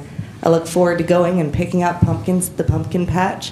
I look forward to hopefully someday getting the opportunity, like so many other families have in this room, to take my own children there, to build those experiences with my own family, because I don't want to take my children to Walmart. I don't want them to have the memory of running through a shopping center parking lot and tying that sort of memory to the holidays. I don't want to go to 3 or 4 grocery stores looking for blueberries like I did this year. And that was the only place I could find blueberries.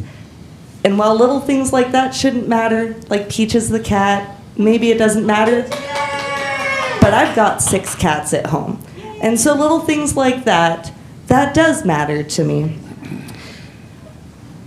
These little things matter a lot more when you find yourself living in a neighborhood like this, where we live a little less than a mile up on Roselle from exactly where this expressway is going to be taking over on Clarabelle. And I had the opportunity of looking over the video tours, and I wasn't sure if any of our supervisors or council members here today have had the opportunity of looking over the video tour of this expressway. You'll notice that there's not a lot of buildings along that video tour, but there is a lot of trees. Funny enough, there's a lot of trees and places in that video that aren't there. The entire Crossroads Shopping Center appears to be trees, but it's not. And I don't know if that was designed to mislead people to believe that this is some undeveloped agricultural area that is not full of homes and communities and families and businesses and people that rely on this area to support themselves. I am very proud to be from an agricultural community, and I'm very proud to support my agricultural community. I'm happy to know where my food comes from because not a lot of people in my generation care about that anymore. I'm proud to have neighbors like Roden Farms just down the street that are there every time I need them, to pick up my dad's favorite fudge for Christmas, to get my second year in a row Christmas ornament to put on my Roden Farms tree. I'm very grateful to have them around, and I'm very grateful that I have the opportunity to come and speak in hopes that we can take care of them. It's a week before Christmas, and if there's nothing else that we can do for this family, at least make sure that next year for Christmas they can still support their family, that they still have the opportunity to provide for their family, because I don't want a highway in my backyard. Not a lot of people, I imagine, would. And I really couldn't care one way or another about a Costco if we have to clip a little off the edges somewhere to fit this expressway. And it's not like they're there yet anyway, compared to Roden Farms that has been there for a very long time. I know that the 99 is one of those big running jokes. It's always under construction. Always work on yourself. Be like the 99. Well, this is something I think that we could take in seriously, as we're putting a lot of money into a highway and expressway just a few blocks up from there. We have entire roads that don't have sidewalks. We have roads with potholes. We have roads with flooding. And we have my friends asking me for sandbags and if I have extra, because we already have such a structural issue on our transportation section that we're going to put an expressway in a neighborhood that isn't even necessarily safe to drive in as it is. So maybe only some of these issues will matter. But if anything else, take care of the one family that everybody showed up to support today, because they sure seem to take care of all of the rest of the families in our community. Thank you.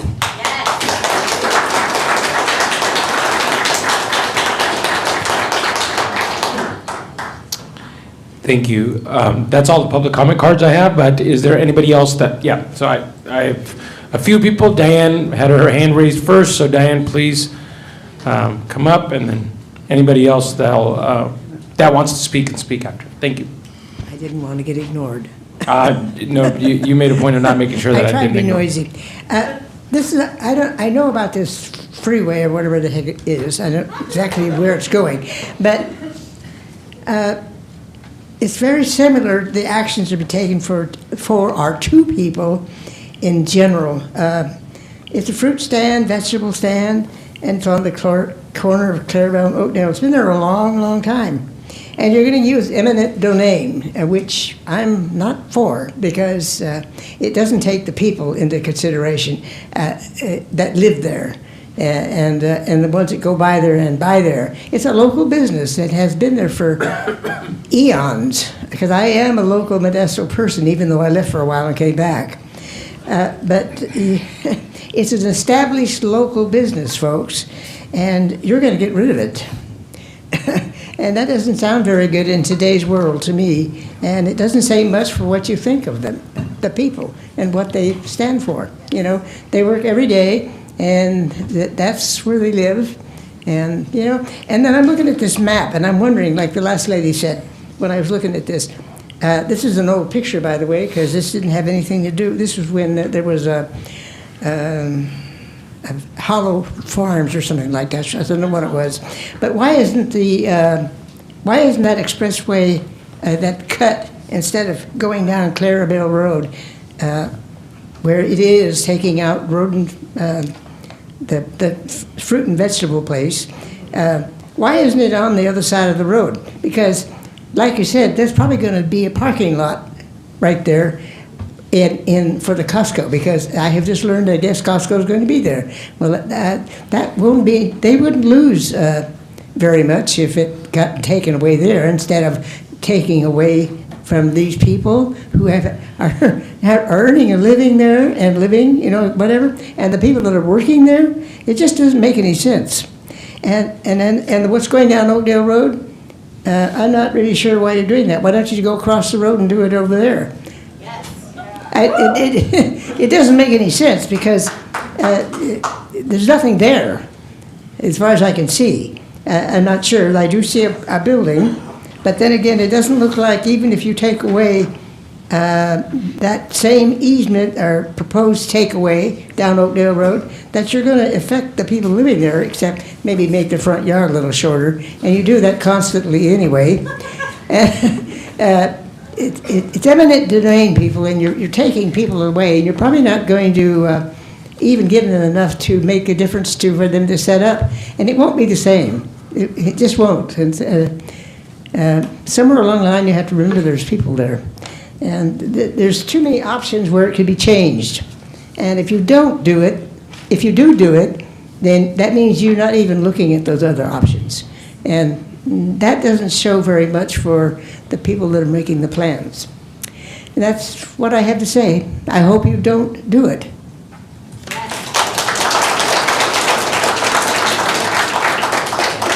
Thank you, Diane. Good evening, everyone. My name is Junior Rodine. I would be the third son of Antoinette and the third grandchild of Tony Rodine.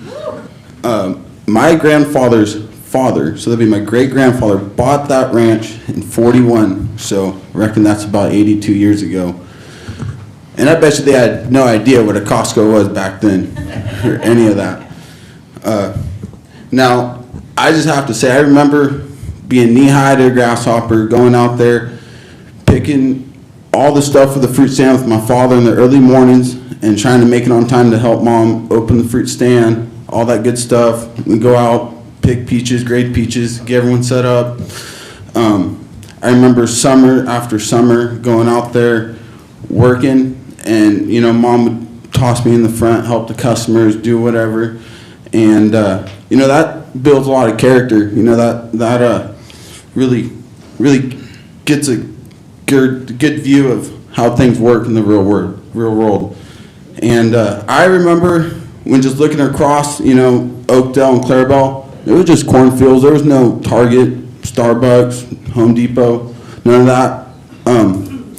Heck, back there where they're building the Costco now, that used to be a pretty good dove hunting hole back in the day, but I guess it's a good shopping spot now. My mother, she is a hard-working gal, and she's put in a lot of work right there, just for it to go to let Costco get all of her business now. I mean, you gotta save a little slice for the little guy,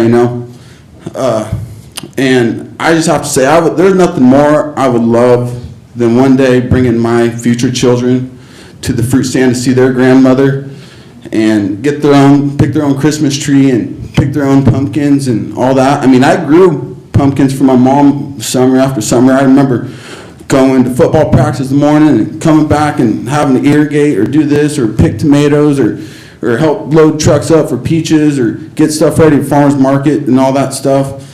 And somewhere along the line, something went right because, I was trying to balance football and do that during the summertime, but heck, we still got a state championship out of the deal. But, I just really hope you guys can take, this deal very seriously and everything, all aspects into consideration for the Rodine family and the Dugan family. That would be much appreciated. Thank you, guys. Thank you.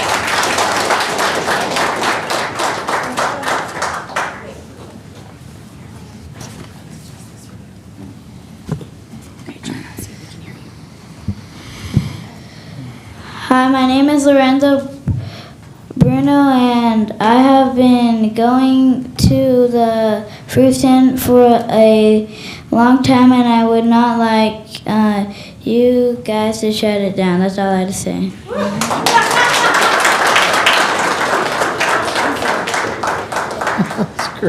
I'm back.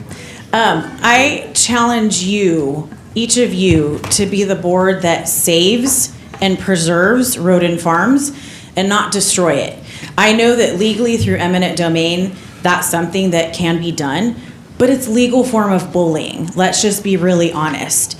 And I'm a public school teacher, and I take that, and I'm a special ed teacher, so I take bullying very seriously. And that's what feels like it's happening here. It doesn't feel like there were other options, as this nice young lady pointed out, that were considered to be viable. I feel like this group of people here, along with the two families involved, could come up with a more creative solution to preserve a treasure. I worry that a decision is being made, a very hasty decision that is not good for the families involved. And clearly it's not good for the community. And I'm sure if more people knew that this issue were on the agenda this evening, they would be here to speak as well. So I hope you hear the voices of the people that did speak tonight, because we are just a few of the many, and this place is a treasure, and it needs to remain a part of our community. It is one of a kind, not like a Costco that can just go up anywhere. And trust me, they have the best gas prices in town, and in this economy, I appreciate that. However, I also appreciate a place where I can take my family and get fresh food. So just want to say that. Okay. I just want to say that Costco can go anywhere, but Road and Fruit Stand is this one-of-a-kind place that when it's moved, it will never just be the same. It is amazing where it is, and Costco can go anywhere. Costco is awesome, but it can go anywhere. Road and Fruit Stands is amazing just where it is, and it will never be the same if it is moved or anything. Thank you for listening. Thank you.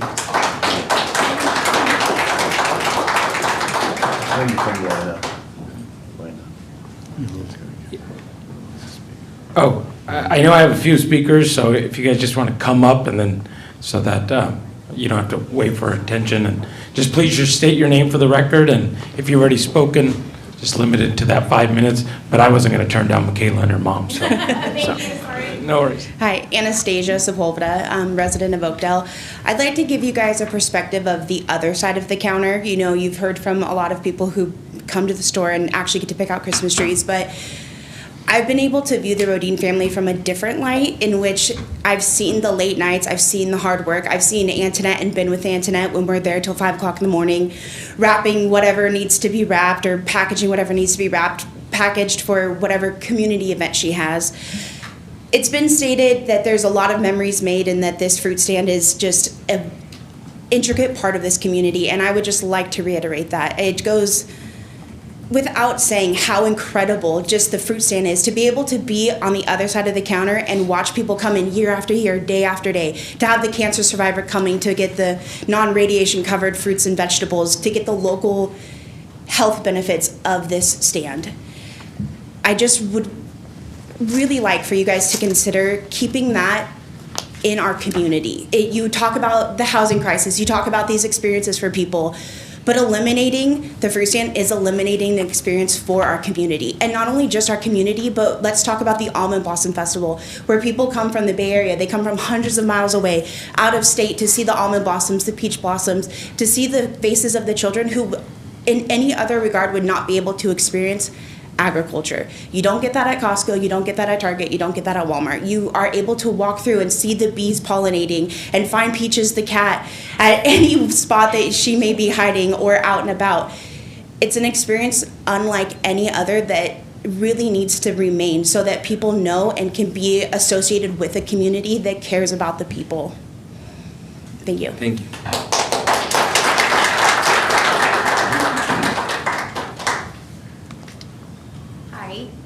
My name is Ruth Merritt, and I grew up in Modesto. I own a business here. This will be my 40th year. So I've been in the community for a while, and I've heard so many comments, so many things from visitors from Bay Area, all over Modesto. And I'd like for you to recognize and take a look at the ambiance and the gemstone that Rodin Farms is and what it brings to our community. And Modesto gets a bad rap all over the place in the news, but Modesto is an incredible place to live. I've traveled a lot. When I come home, I'm just like, oh, you know, Modesto is really great. Well, Rodin Farms and the farm and the agriculture here, it's just one of the few things that makes our community special. And we need to build on these things. We need to recognize what is a special gemstone in our community that draw people. And you're hearing tonight how people feel. And in my business over the years, I've heard so many people from all different sections of Modesto come in and tell me how much they love Rodian Farms. So I'd like you to just take a look and recognize the beauty that it offers our community, because we can have all the Costco's we want, but this is just a rare blood, sweat, and tears, hard working, just from the heart farm that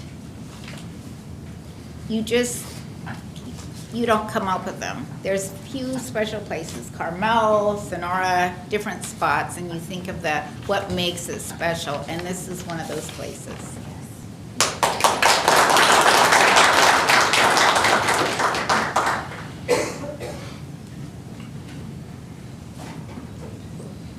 Hi, gentlemen. My name is Trina Jones. I'm here representing the company that I work for is B&H Farms in Wood Colony.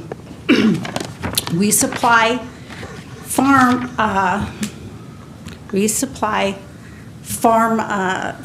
like Rodine Farms and different farms from Bakersfield to Sacramento to the Bay Area. Rodine Farms is one of our best customers. You guys hold the power in your hands right now to do the right thing. You can leave this farm right where it's at, or you can destroy it. And when you do, you destroy part of our community. I've never ever seen anybody work as hard as Annette works at Rodine Farms. The passion, the love that she has for that stand is unbelievable. So on behalf of our company and seeing how much the Rodine Farms has been such a good customer for us, the ripple effect that you guys are going to see too through the community is the businesses. We supply their business. We get our stuff from local farmers in our community to supply them. So it's a ripple effect that you guys are affecting when you're taking out this beautiful family farm. So beautiful words here. Man, the support is awesome, you guys. So please leave Rodine Farms where it's at. Gentlemen, you can make a way. You can make a way. There is a way to leave that farm right where it's at. Please do the right thing. Do the right thing for this community. I ask you, each one of you on here, some of you have farms. Some of you I know definitely have farms. How would you feel if right now somebody came to you and you were sitting on this side where the Rodines are sitting and you were told, I'm sorry, we're going to take your land. I'm sorry, we're going to take your stand. How would you feel? How would you feel? Ask yourself that when you make this decision. It's life-altering. That's the thing that I would ask you each individually to do before you make a decision like that for them. If it were you, how would you feel? Would you like it? Because I agree with you. I believe it's a form of bullying. Please leave this stand alone. For the community, for the Rodines, for the Dugans, for everyone. Thank you.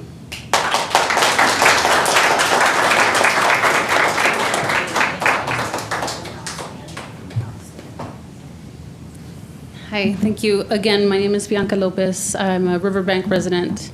When I first moved to Riverbank, I misspoke earlier. I didn't move in 2009. I moved in 2007. And when I first moved to the county, I moved to Riverbank. And I do remember the stories that community members would share about getting access to fresh fruits and vegetables and just the decoration.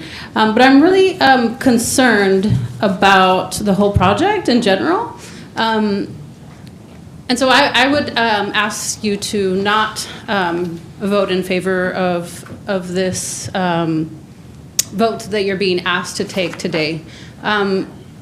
Predominantly because as a Riverbank resident, you have you have failed again to reach the Spanish-speaking community members to be involved in this project. And so I've heard of the workshops that have been held in Riverbank about this project after the fact. And I'm a resident of Riverbank, and I'm a bilingual resident, so I can only imagine what the non-English speakers have experienced, or the lack of experience and the knowledge about this project that you claim is a benefit to them. And so again, as earlier, while we feel a bit successful about your postponement for B5, it is not enough to look at thresholds, but it is important that you understand that it is a necessity in our community. You can't, even if we said that we're not meeting the threshold, that 35% of Spanish speakers is not enough, it's not the appropriate threshold, the right thing to do is to actually go ahead and continue to implement a policy for translation in English and Spanish with a request for alternative languages. So because of your lack of outreach to the Spanish-speaking communities and the full community in Riverbank, I believe there was an organization that held a workshop at the chambers, the city council in Riverbank, and I've experienced some of these workshops about community input, and they say, oh, we only need 20 people. Because you're only checking off a box. You want to say that you got community participation. And that's not okay. So I'm not necessarily against this project. I have yet to learn more. Are we allowed to ask questions, or is this only a public comment? The agenda item says it's a discussion, but there isn't no discussion. We're just receiving comments. So may we ask questions? Yeah, you can ask questions, and the staff that made the presentation will be happy to answer. Yeah, you could just ask them, and then after the presentation, sure. they can address. Can we go back to the images that you were sharing? I mean, you're saying that this is going to help community and traffic flow or whatever, but why are we starting at that one point and then ending at that one point? I live off of the tracks right there, and it seems like there's like some economic development interest for this road here, the North Corridor. The road's going to end up going into the Superfund site, the artillery ammunition plant down the street on Claus. I'm not even sure that North Corridor is going to help much. What are the environmental impact reports? Where are those accessible? Yes, they're on the Caltrans website. Yeah, so if you could just ask all your questions during public comment, they'll make notes of that and address it in their, I would like to request the environmental impact report in español. Por favor. And then a direct link to the report in English would be appreciated. And then the translation in print and then in electronic format would be appreciated as well. And then I can ask more informed questions. Thank you. Thank you.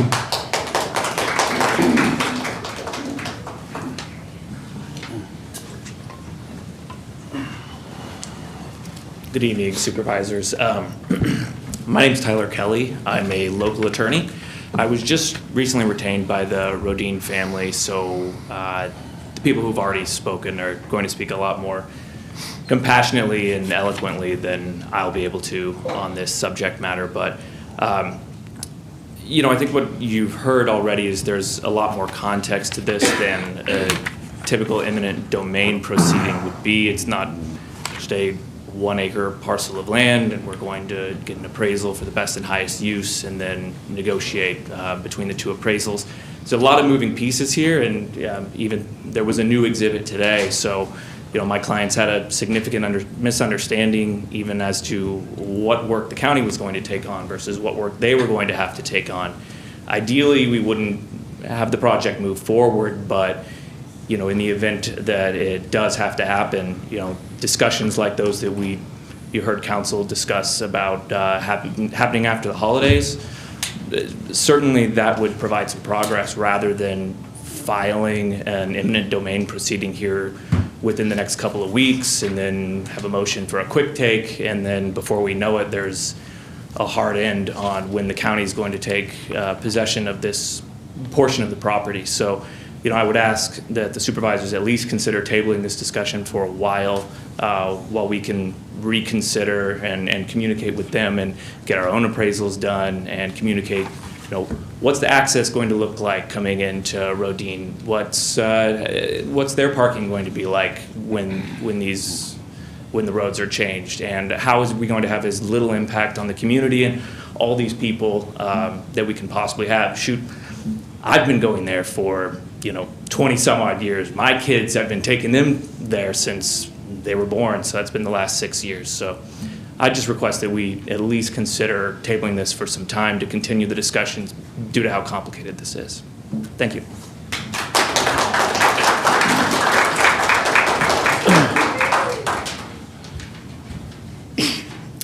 Hi, my name's Hillary Acosta.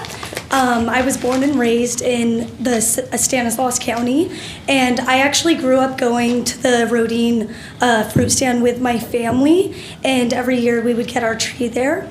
I'm currently a college student at CSUMB, and I was telling my friends that I'm excited to come back home to go and get my tree with my family because we do it every year, and to know that one day I won't be able to do that. Just really, it's sad for me. And I just realized how valuable the core memories I've made there are. And talking to my friends, knowing that they don't get to have those experiences. They have to go to a Safe Mart and get their tree, and they have to load it themselves. I've never had to do that. The Rodine brothers do it for me. So just knowing that I have something special that other people who aren't from the Stanislaus County have is just so valuable to me. And as a community member and someone who plans to return to the Stanislaus County and live out the rest of my life, I think that destroying the Rodine fruit stand is not helping the community at all. And I really hope that you guys will take that into consideration. Thank you.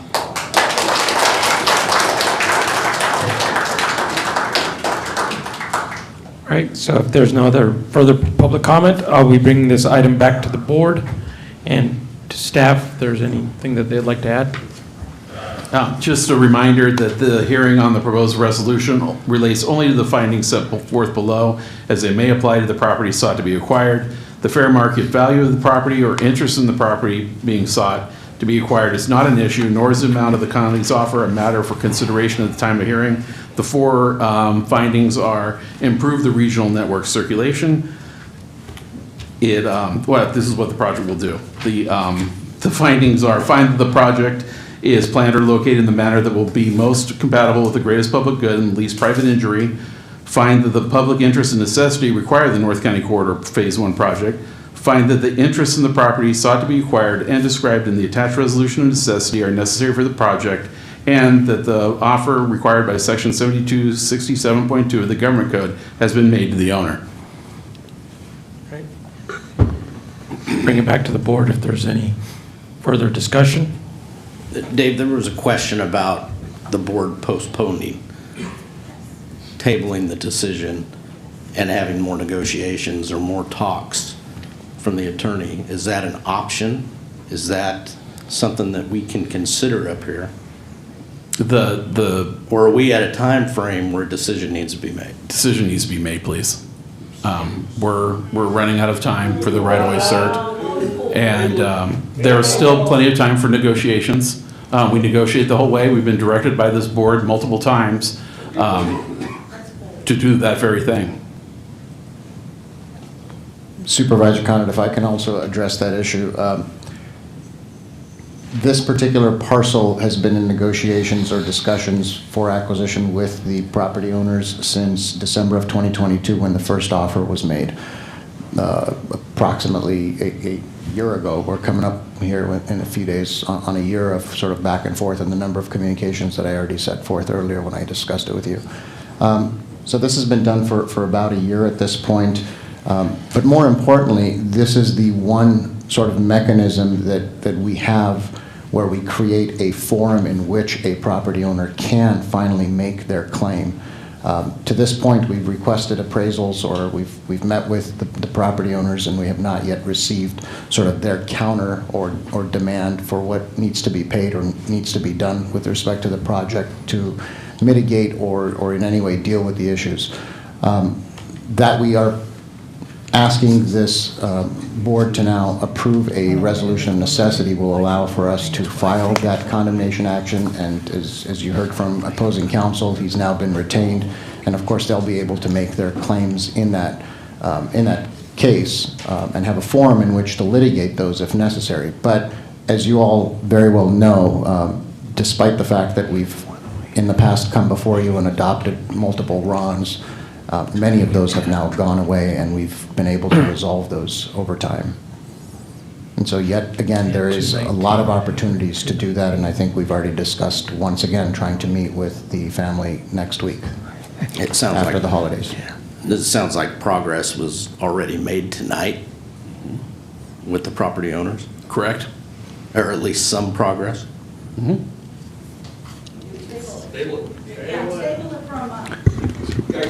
Any other members of the board? Just real quick, if we could, just a couple questions, Dave. I just wanted to just go back through some history here. And this is, as we say every time, this is probably the hardest thing we have to do as supervisors is to make decisions like this with regard to property, eminent domain, and I can say it's probably the worst thing we have to do. And so I'm just going to start off with that. But it's what we're supposed to do. We're supposed to figure these things out. That's why we're here. How far back? I can remember I'm just thinking, let's go back North County Corridor. It was started, the concept was before I was even on the board. Back in 2011 is when I started. So maybe just give us a little history of when it started, where it started, and how long it's taken for us to get to this point where we are. Caltrans had a project, the Oakdale Bypass, which the region did not like at all.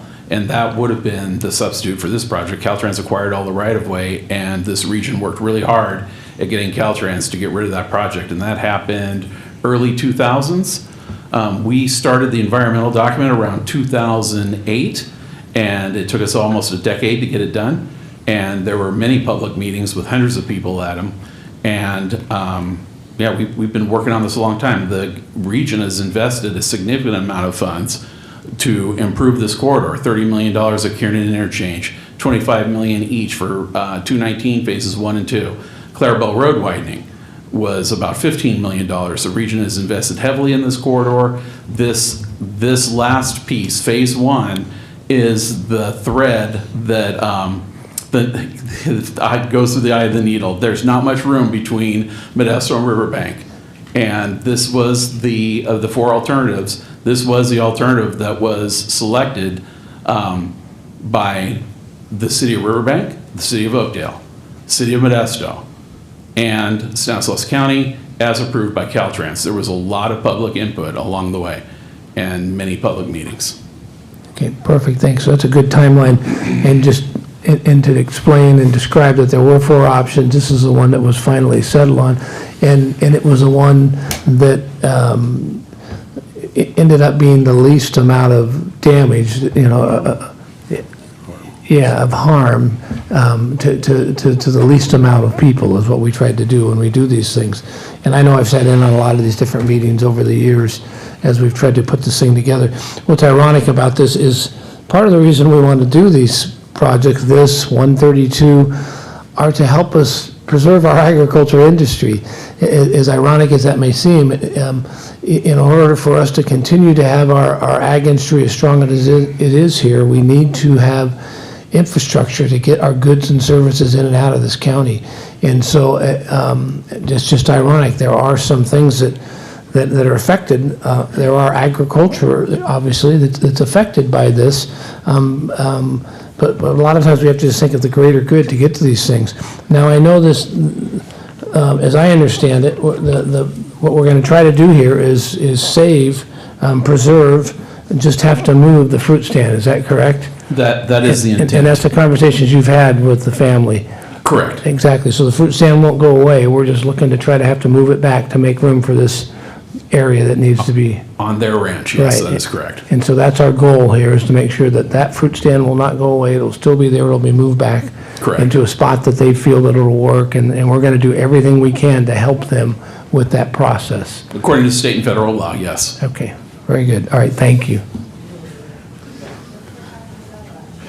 All right, any other members of the board? So I guess I just want to add on because the timeline of when we started at the interchange back in 2000, and I know we got that money through the $1 billion of Highway 99 bond money on a third attempt.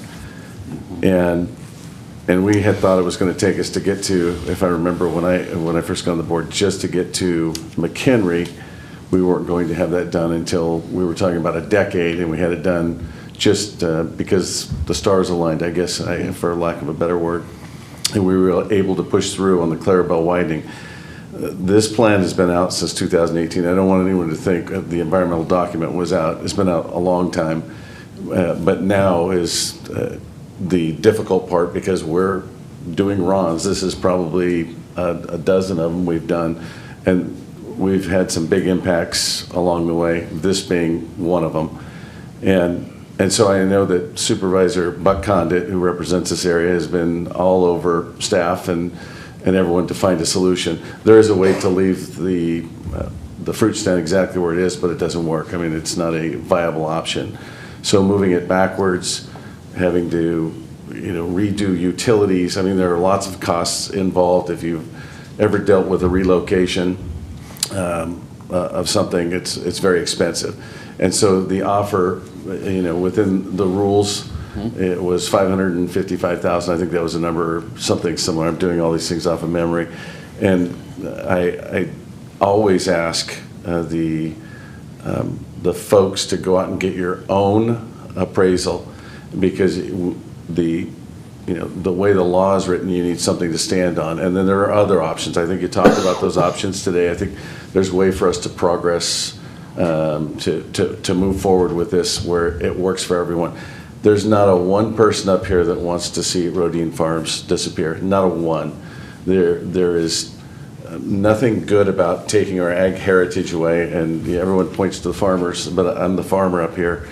And I know that when the county, we were putting up a walnut huller or something, the county took our land as a point. We had to dedicate land for free to the county. God bless you, Dave. And if we wanted to build, that's one of those rules. And sometimes we have to buy land. In this case, we're looking to purchase land. Again, because the route was chosen by all of those people over all those years through the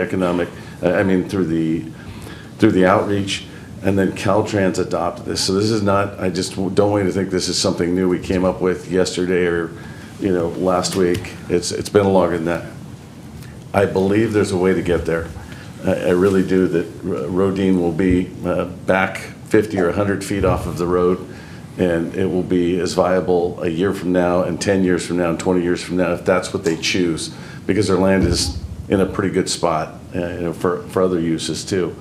But we have to, this actually forces us to come together, and because we've been dragging our feet. If you think about the timeline, you heard many correspondence, and people need to get down. We can't, but we're not involved in the process until it comes to the board. We don't step in and do negotiations. That's why we hire professionals. And I want you to know, again, I think we're going to get there. I have faith in the system, and I want to be a party to that, but I think we need to move forward. Can't you give the attorney Keep going. 30 days? All right, any other members of the board? Supervisor Buck Condit? Yeah, I have just a couple comments. I know I've spoken with Antoinette today, and I know she's not against this particular project. We just haven't come to an agreement yet to be able to, get to that agreement. And I know none of our supervisors up here, and you've all heard them state that there is no way do we want to get rid of Rodden Farms. They're an institution here in Stanislaus County. They're community people. You could go tell somebody, I'm going to the fruit stand. They know exactly where you're going. Been shopping there for 20 years. My whole neighborhood has. Now, I've had neighbors show up at my front porch saying, what's going on with this? So yeah, it is very personal. We are going to get to a point, and we need to make every effort to get that done. So yeah, it's a delicate balance between progress and keeping our foundation of what built Stanislaus County, and that's our agricultural. So we need to find a way to make this happen. I hear you loud and clear. All right. There's not any other comments. I do request a possible motion. Okay, I will, Motion to approve. and I will second that. I have a motion from Supervisor Buckcondit and second by Supervisor Withrow. All in favor? Aye. Thank you. The motion passes. You want to take a 5-minute break? Take a break? You want to talk to him? Take a, yeah. Thank you so much. Before we start the next item, item 8.1, I know it's... Wait, we have 7.2 to do. Sorry, Supervisor. Oh. Do you want to take a break, or do you want to go to 7.2? Let's do 7.2. Let's do 7.2, and then we'll take the break. Sorry. Roden, tell him to wait. Wait. Just go ahead. Okay, good. And you started back up again. All right, so item number 7.2. Staff recommends APN 082-004-022, Anthony and Francis Rodine, trustees of the Rodine 2015 Trust. Staff's recommending that we find that the public interest and necessity require the North County Corridor Phase 1 project. Find that the project is planned or located in the manner that will be most compatible with the greatest public good and the least private injury. Find that the interests in the property sought to be acquired and described in the attached resolution of necessity are necessary for the project. Find that the offer required by section 7267.2 of the Government Code has been made to the owner. Adopt a resolution of necessity in the form attached hereto as attachment 1, and to authorize county council to initiate eminent domain proceedings to acquire the property interests described therein. And staff is available for questions. All right, any questions from members of the board? And then opening it up back to the public, if anybody would like to speak on item number 7.2. I just have a quick question, actually. You guys state that it's for the better of the good and et cetera, but you're requesting that the Rodines give up more of the farm to put the fruit stand. So who's not to say that in 10 years when you have to widen this thing again, that you eminent domain again? Is there any protection actually for Rodine Farms and the fruit stand? Not just taking up more trees, putting in more infrastructure that you claim is gonna help. You're eliminating the fruit stand and the benefits of the community. So we move it back, but who's not to say you guys don't take this again in 5 years? You actually, so is it all right? Yeah, Mr. Chair? Supervisor. You cannot tie the hands of a future board in decision, so if something happened, yeah, they would be able to take more land if a future board had determined that it was necessary, but. Right, okay, no, that's fine, I get it. So it's not really for the betterment of the community, it's for the betterment of Caltrans, that this is for moving forward. You can look at it, but I would, again, I'm not a part, this isn't my district, but Riverbank, Oakdale, the county, and Modesto, and Caltrans have all agreed that this is necessary. So it was more than Caltrans. So I don't want to put it all on Caltrans, just so. Okay, we don't have to put it all on Caltrans. My question just more so is, you don't want to tie the hands of the future board, but you're tying the hands of the Rodines, who make a living and are generous supporters of the community. That's where my question in lies. Is there protection for actually the betterment of the greater good, the public good? So we hear your answer, question loud and clear. We'll just have staff address it in their general comments. But in public comment, it's just the opportunity to give comments and feedback that you're on your perspective. Any other members of the public? Thank you. I would challenge only item number 4 as it relates to the best interest of the public good, because I understand that eminent domain, and I don't think anybody disagrees, and even in my conversations with some of the Rodines, as many of you have had, eminent domain is eminent domain. I don't think that's the biggest issue here. Item number 4, that the offer required by that section of the government code has been made to the owner. What does that code state? And I'll give you an example. We have one tour company, a company called Colette Tours. It's the oldest tour operator in the United States. They moved 27 tours for 2024-25 to Modesto from Casa de Fruta in order to go to Rodine to bring their people to the farm stand. Each stop is guaranteed a $2,000 expense. That company doubled down and then booked Shabika olive oil for an olive oil tasting and guaranteed that for each of those 27 tours. They have another 27 tours already planned and booked. They've all booked at the Doubletree Hotel, not for one night, for 2 nights. It's $1 million in guaranteed revenue for the region. So when I look at item number 4 and I find that the offer required by section 7267.2 has the complete assessment of the value of the best interest of the public good been taken into account. And that's, I don't mean that as a throwdown, and Mr. Lehman, that is not where I'm coming from. But the reality is relocating and making the Rodine family whole in this process of any type of relocation of that farm stand has a grave impact throughout the community. So again, I think it's item number 4 there where the challenge is. And I would ask that this resolution you wait on so that that specific item can be resolved in accordance with the best interest of the public good, because it's much greater than what happens at Rodine for businesses and for our community and for our county. Thank you. Yeah, Dave, doesn't relocation cost, I mean, all these things come into play when you're negotiating back and forth for a value.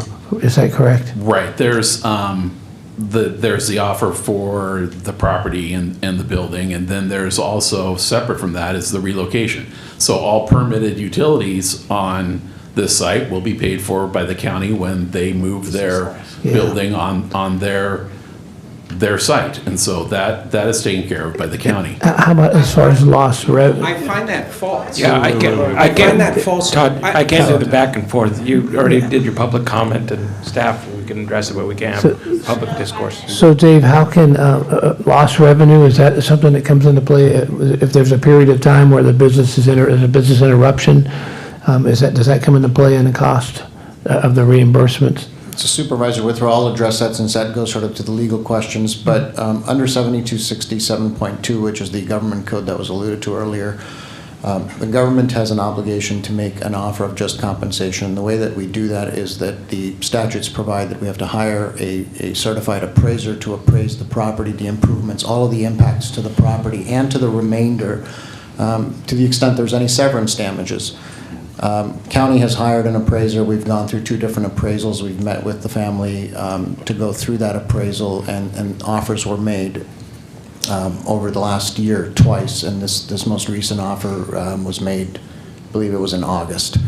That piece covers the real estate, the improvements, et cetera, and as Mr. Lehman alluded to earlier, there's also what's titled relocation benefits. There are multiple ways that you can receive relocation benefits. That is not part of a offer because you are entitled to that, so it's a spend to get. To the extent something is eligible as a relocation benefits under both state and federal laws, for instance, disconnecting and reconnecting utilities. You submit your bills and we have to cut you a check. We don't have a choice. There's no negotiation on that piece. So that's how relocation benefits works. And then there is sort of a third bucket called loss of business goodwill, and that's a claim that could be made by the business to the extent that the business suffers goodwill damages as a result of the taking. Perfect. But again, that needs to happen, once the business relocates, and then we compare financials in the before condition to the after condition. And so, I'm sure, again, opposing counsel is aware of that. And again, this is why this process is important, because it provides this forum where these types of claims can be made using professionals, just as, the county has its consultants and professionals. So it sounds like you can look at revenues from previous years and compare them to revenues of the downtime, right? And that could be part of the process and negotiations to somehow reimburse them as part of this process, recovery, whatever you called it. Is that right? Yeah, again, I'm not an appraiser, but what we do is No, we that's hire sure, I an got it. appraiser that the appraiser will look at what's compensable under statute, and the statute that provides for loss of business goodwill is California Code of Civil Procedure 1263.510. Perfect, and I think that addresses that lost revenue during the downtime, it sounds like, yeah. Right. Thank you. And then I'm going to bring it back to the board if there's no further public comment. Right. Any members of the board have any questions? Be happy to entertain a motion. Motion to approve. I'll second that. Motion approved by Supervisor Buckcondit and second by Supervisor Withrow. All in favor? Aye. Motion carries. Thank you. And I'd like to adjourn for a 5-minute break before we take item 8.1. Thank you, everyone.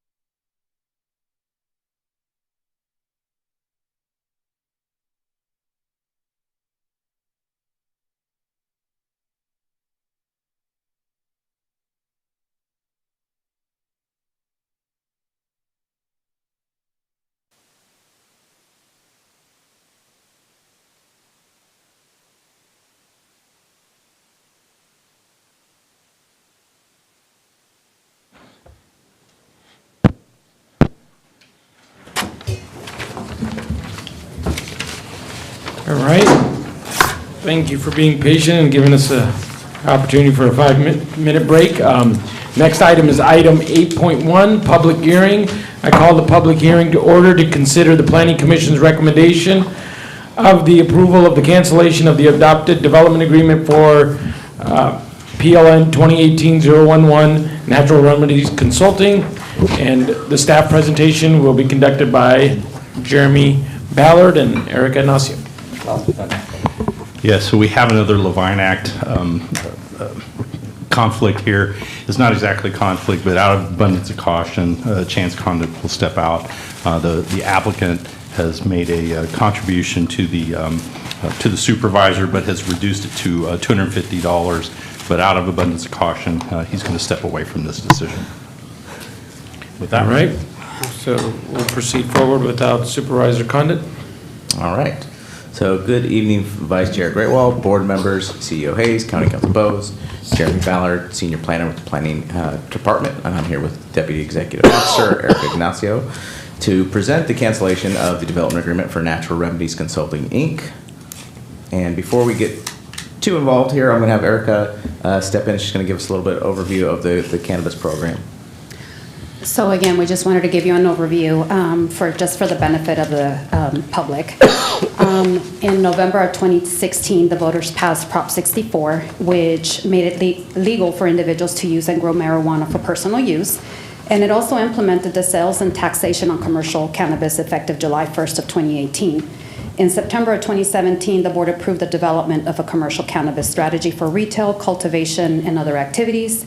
In December of 2017, the board adopted an allowing strategy of 61 licenses with a maximum of 7 retail businesses, established a cannabis activities ordinance on zoning, fees, and application process, and established an enforcement strategy to remove illegal cannabis activities.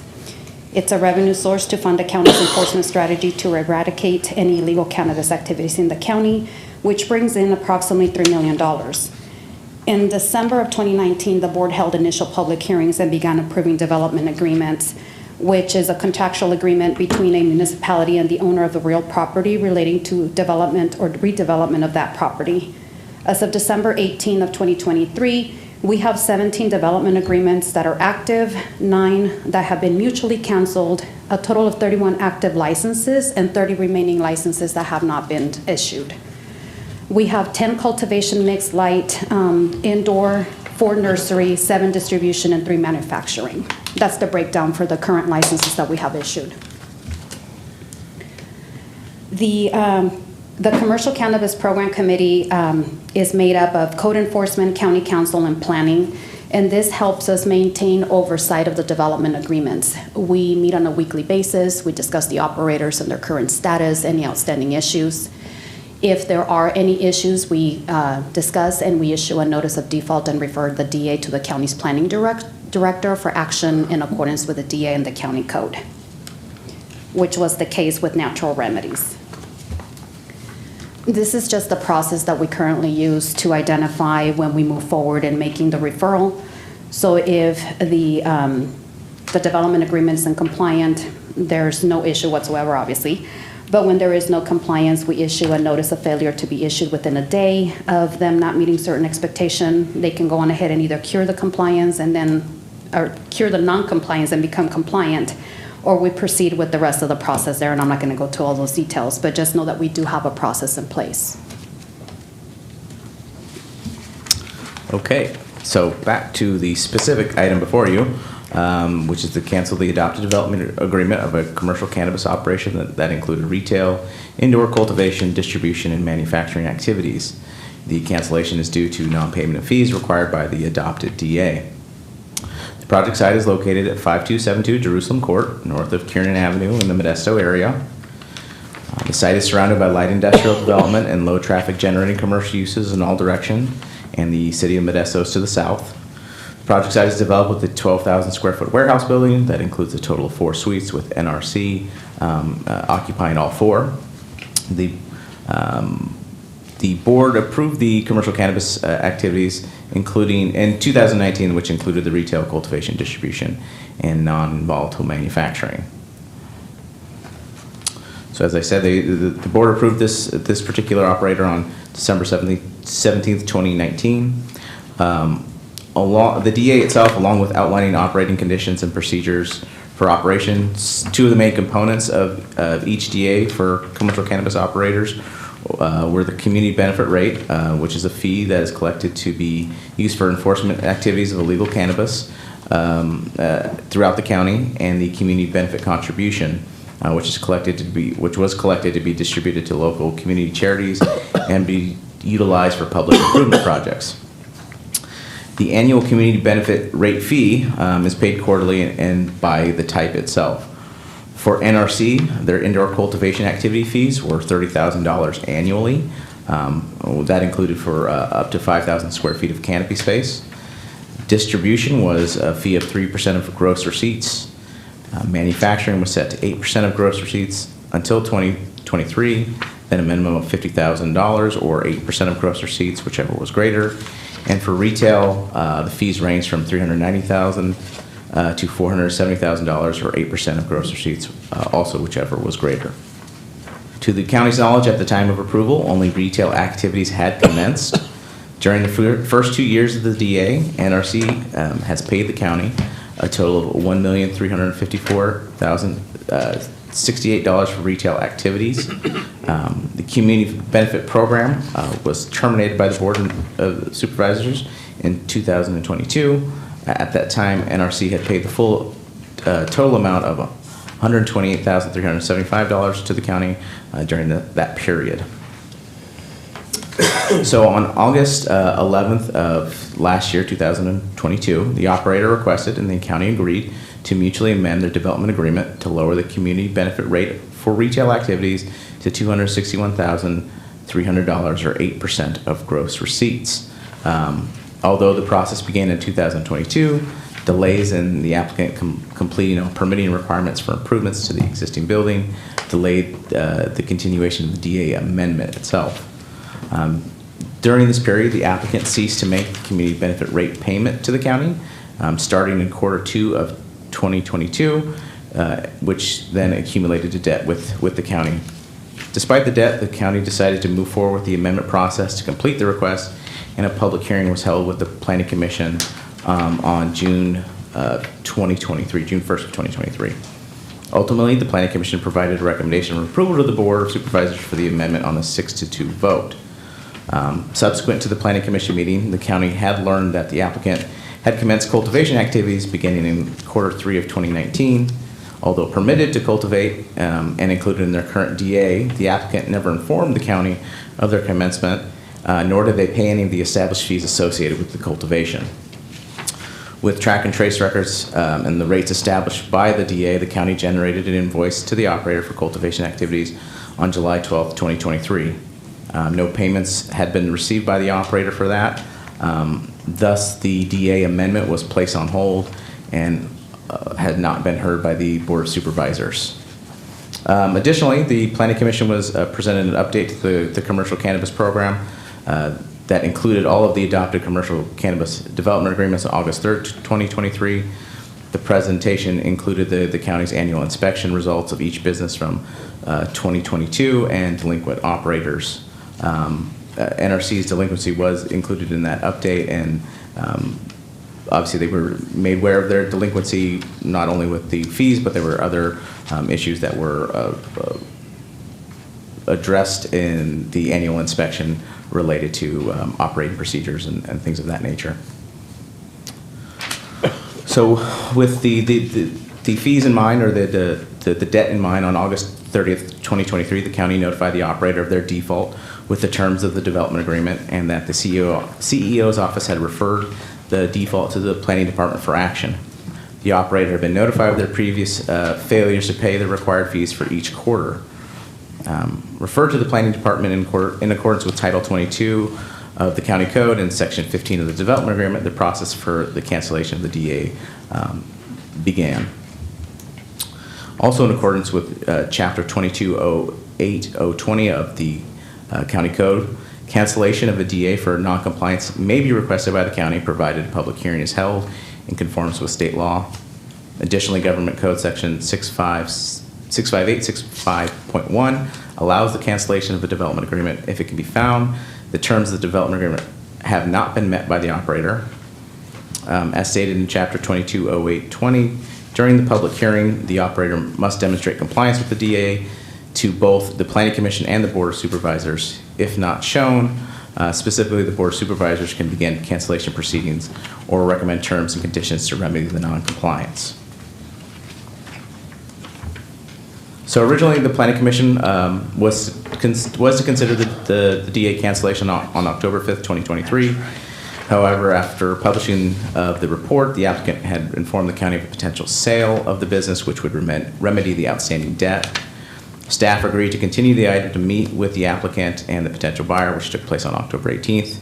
No additional documentation has been provided to the county, and staff proceeded forward with the cancellation process.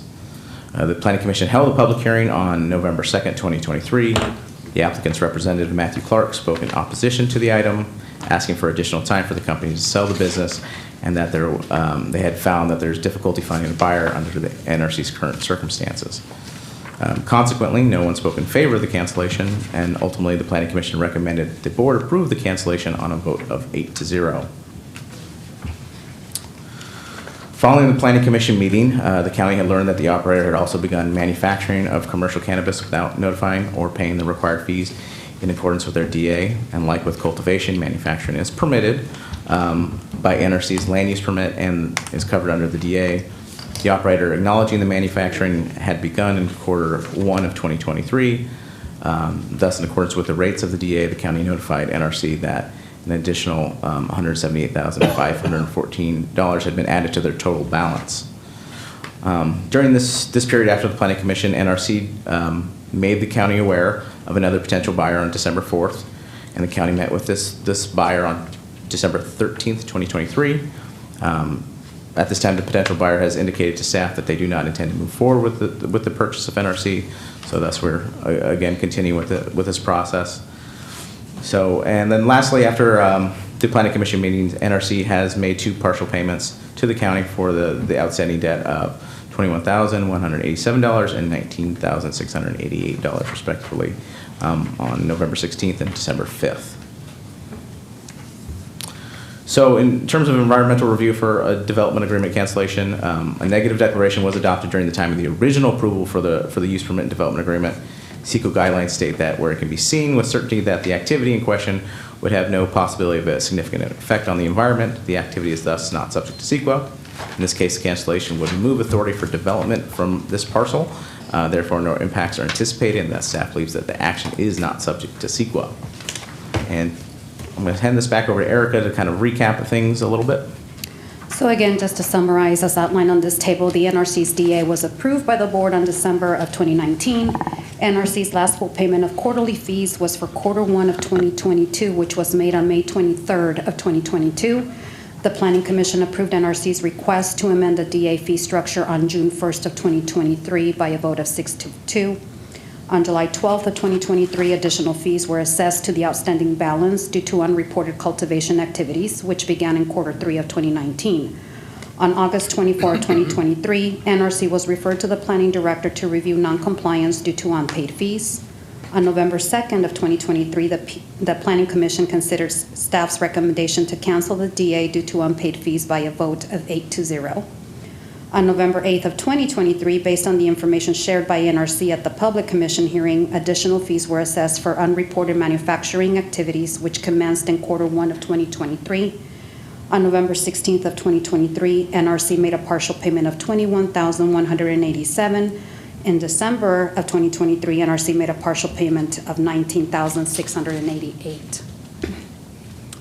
This slide right here just shows what the reported revenues were starting on Q2 of 2022 all the way to Q3 of 2023, which you can see that it was 4.2 million or 4.2.5 million. The past due fees, you can see what it shows for the activity as it pertains to retail. There's a total unpaid fees of $722,437 for cultivation activities, $94,948 for manufacturing, $180,000 for a current total balance of $997,684. So then to conclude the presentation, the Planning Commission has recommended to the Board of Supervisors the cancellation of the development agreement for use permit and development agreement number PLN 2018-00101 Natural Remedies Consulting, Inc. If the board chooses to do so, staff recommends that you find that NRC is a material breach of the terms of the development agreement. Also find that the cancellation is consistent with Chapter 2208 of the County Code and Government Codes Section 658-651.1, and order the closure of all components of the operation within 30 days of the repeal of the ordinance adopted with the development agreement, subject to inspection by the county. And lastly, file a notice of development agreement cancellation with the county's clerk recorder's office. And that concludes our presentation, and we're here to answer any questions. All right, thank you so much for the presentation. Do we have any members of the board that have questions for staff? I just want to go through really quick, if I could, on Q2, when the non-payment from Q2 on. So how have our correspondence been, or what has been our method of communicating? Essentially, we started, we have a process of how we communicate with each operator when there is a default. We start with a notice of failure, a notice of default, then a notice of non-compliance, which then turns into a referral to the planning department. In this particular area here, we message out to NRC specifically of the non-payment on March, I believe, 30th of this year, 2023. Can I ask for a clarification question? At the end of each quarter invoice cycle, though, I'm looking at staff now, do we not send an immediate notification if payment is not received? Okay. Yes, that has been more of the consistent process. Yeah, our process is anytime a payment is not received in a timely manner, the operator receives an immediate notification that failure to make payment. Just want to make sure that's clear. Okay.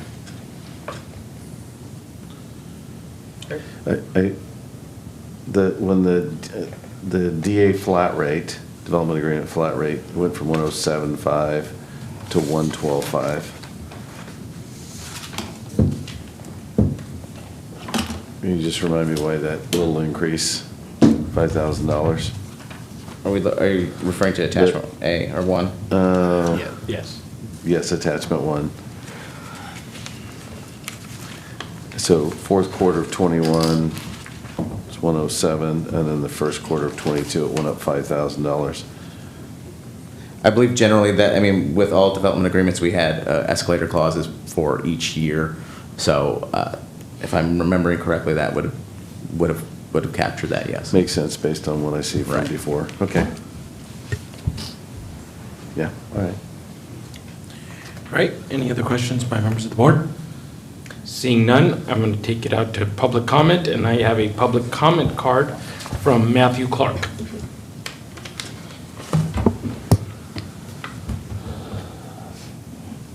Thank you, Matthew. Thank you.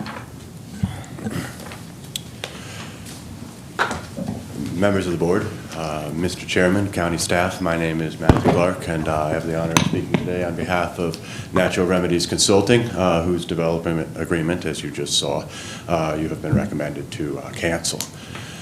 I'm here today with a simple request. It's similar to the request I had at the Planning Commission meeting in November. My simple request is to delay this cancellation. NRC is attempting diligently to find a buyer to cover the past due debts. Purchase of the company is allowed under our development agreement, with the approval of the county. And it is the company's position that it is absolutely in the best interest of everyone to wait and let us find that buyer. I would ask furthermore, you've seen some of the history that we see here. You saw that there was an amended development agreement.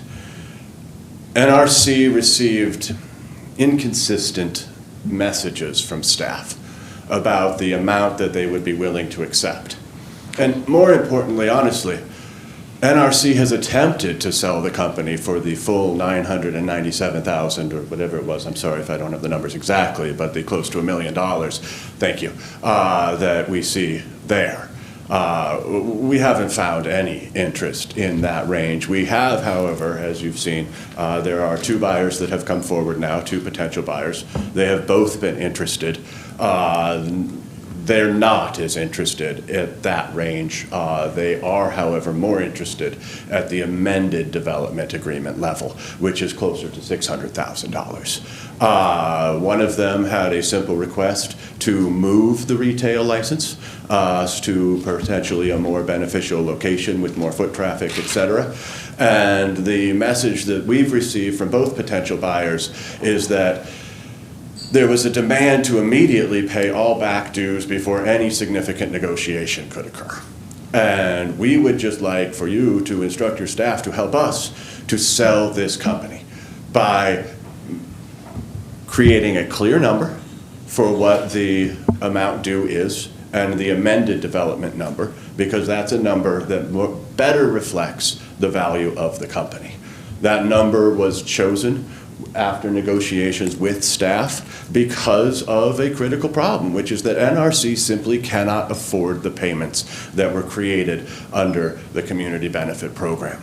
The revenue that the company had back in 2019 and particularly back in 2018 when the benchmarks for the flat rate were created, those revenue numbers, we are significantly below that. What you see there at 4.2 million is not the revenue for 1 year. That's the revenue for a year and a half, and it is below the revenue for 2019. And it is below the revenue for 2018, and it is below the revenue that the flat rate is assessed at. NRC can't afford the flat rate payments, and that is why they haven't paid. And now, with our default, and they're aware of it, NRC is attempting to find a purchaser at the amount of the amended DA rate, or whatever we can get, honestly. We have attempted to sell this company for the value of the debt.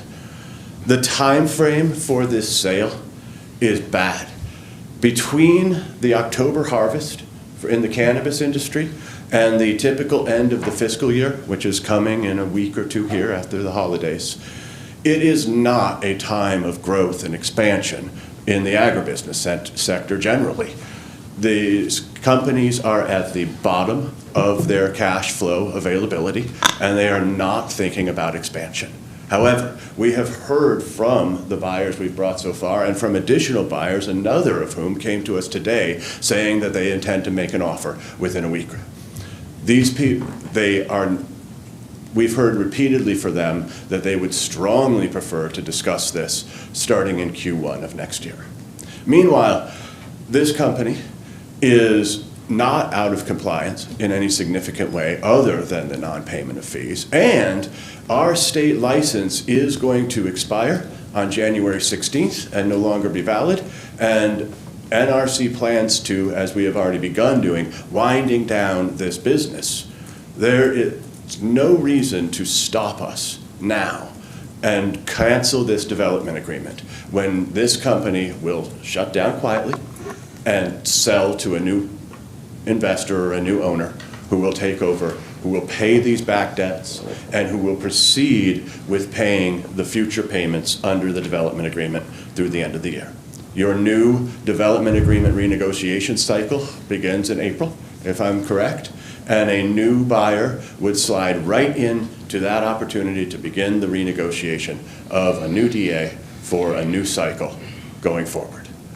What I ask you to do today is to simply table this for a later date so that we can continue our discussions with the county. You can see that from your slides here that we have been actively pursuing the sale of this company. We wish to continue doing so for the benefit of the county and everyone involved.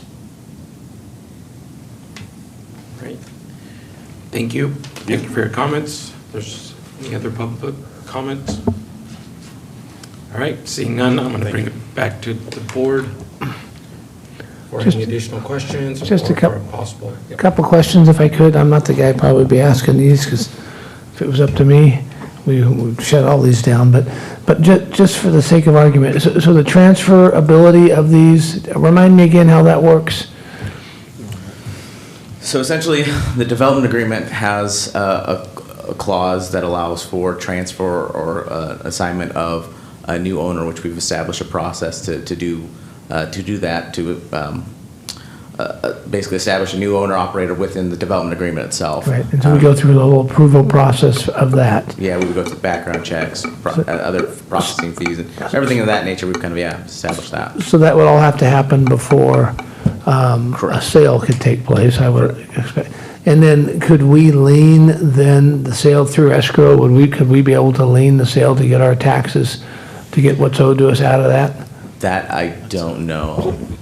Yeah, I don't think I have an answer to that question immediately. You can just ponder it for a minute. Yeah, I'm just trying to, let you think about it, and I'll just kind of, I won't, what good does it do if we can't lien the sale to get our taxes, our fees out of that?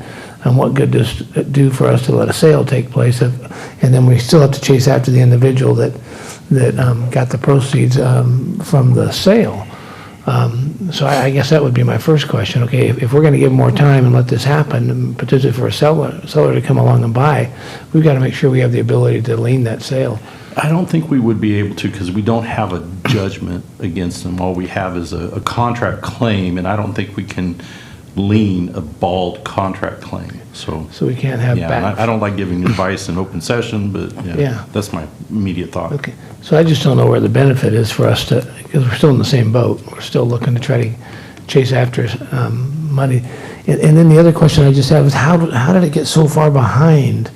I'm not sure how we got this far deep into without paying the fees. What was being, were we losing money? Was it going somewhere else? Sure, I don't mind if Mr. Clark, if you can respond to that. NRC revenue, as I discussed, collapsed year after year. By the time 2022 came around, you can see the gross receipts there were on track to be about $3 million a year. They are currently down to 2.4. So it sounded like the state was being paid though, right? With the revenues that was coming in, the state was being paid. If I read this right, did I miss that? The state's licensing fees are not similar to the community. But they're current, the state's current though, is that correct? Correct, yes. Yeah. So I don't know the profit margins, I don't know the numbers in the cannabis business, what kind of. For what it's worth also in regard to your previous question, I believe that the sale could simply be conditioned on the proceeds of the sale, or the transfer could simply be conditioned on the proceeds going directly to the county rather than to the seller. Yeah, but how do we guarantee that if we can't attach that to? Because you hold the ability to transfer. Tom, is that possible? There's a lot to think about. Okay. I'm with you. I think there is a lot of risk there. We'd have to look at it and kind of think about it. If you're interested in going down that path, there's a lot of things I'd want to look at. And if I may clarify one more thing, as we were meeting with the potential buyers, we never once demanded from them full payment because we don't have an agreement with them. We didn't have any transaction with them whatsoever. What we said, they would have to go on ahead and go back with NRC and figure out how they would go on ahead and pay them so that NRC could come and pay the back due balances. So it wasn't anything with the potential buyers. The circularity of that is exactly the problem that's one of the problems that's making it hard for us to find a buyer. Okay, I'll let somebody else talk. Thank you. All right, Sorry. thank you, Matthew. Thank you. Any other questions from members of the board? So this reminds me of what my dad used to tell me all the time in farming. It was a farming saying, is that your first loss is your best loss. If we continue this, as you're talking about, to try and find a buyer, you're going to continue to receive revenue without paying us, as you've done for 6 quarters in a row.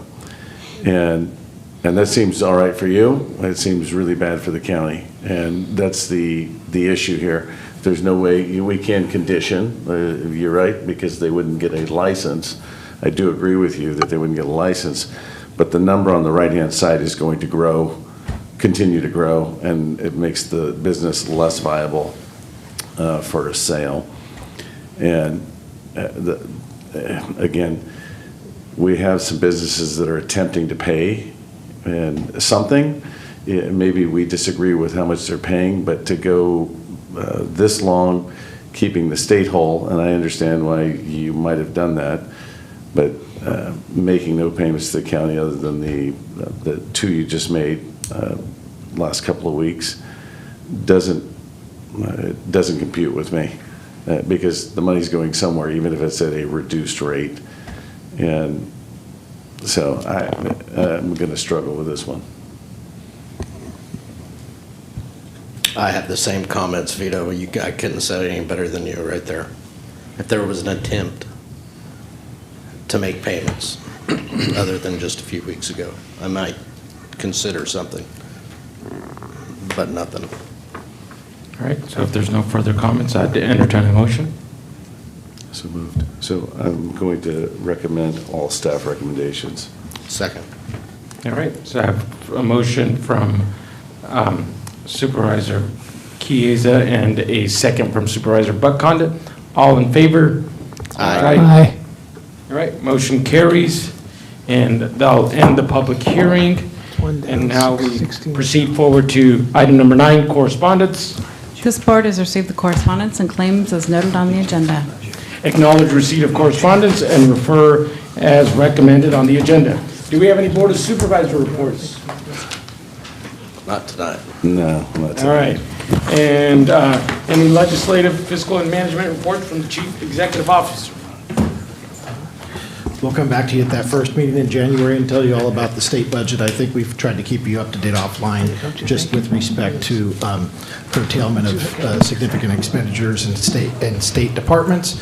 It is a meaningful development for us that we're tracking, and we'll be talking more about it in January. All right, with that, meeting adjourned. Thank you, Deputy Mejia, for watching over us. Appreciate it, and thank you for staff for staying for the 10 o'clock meeting.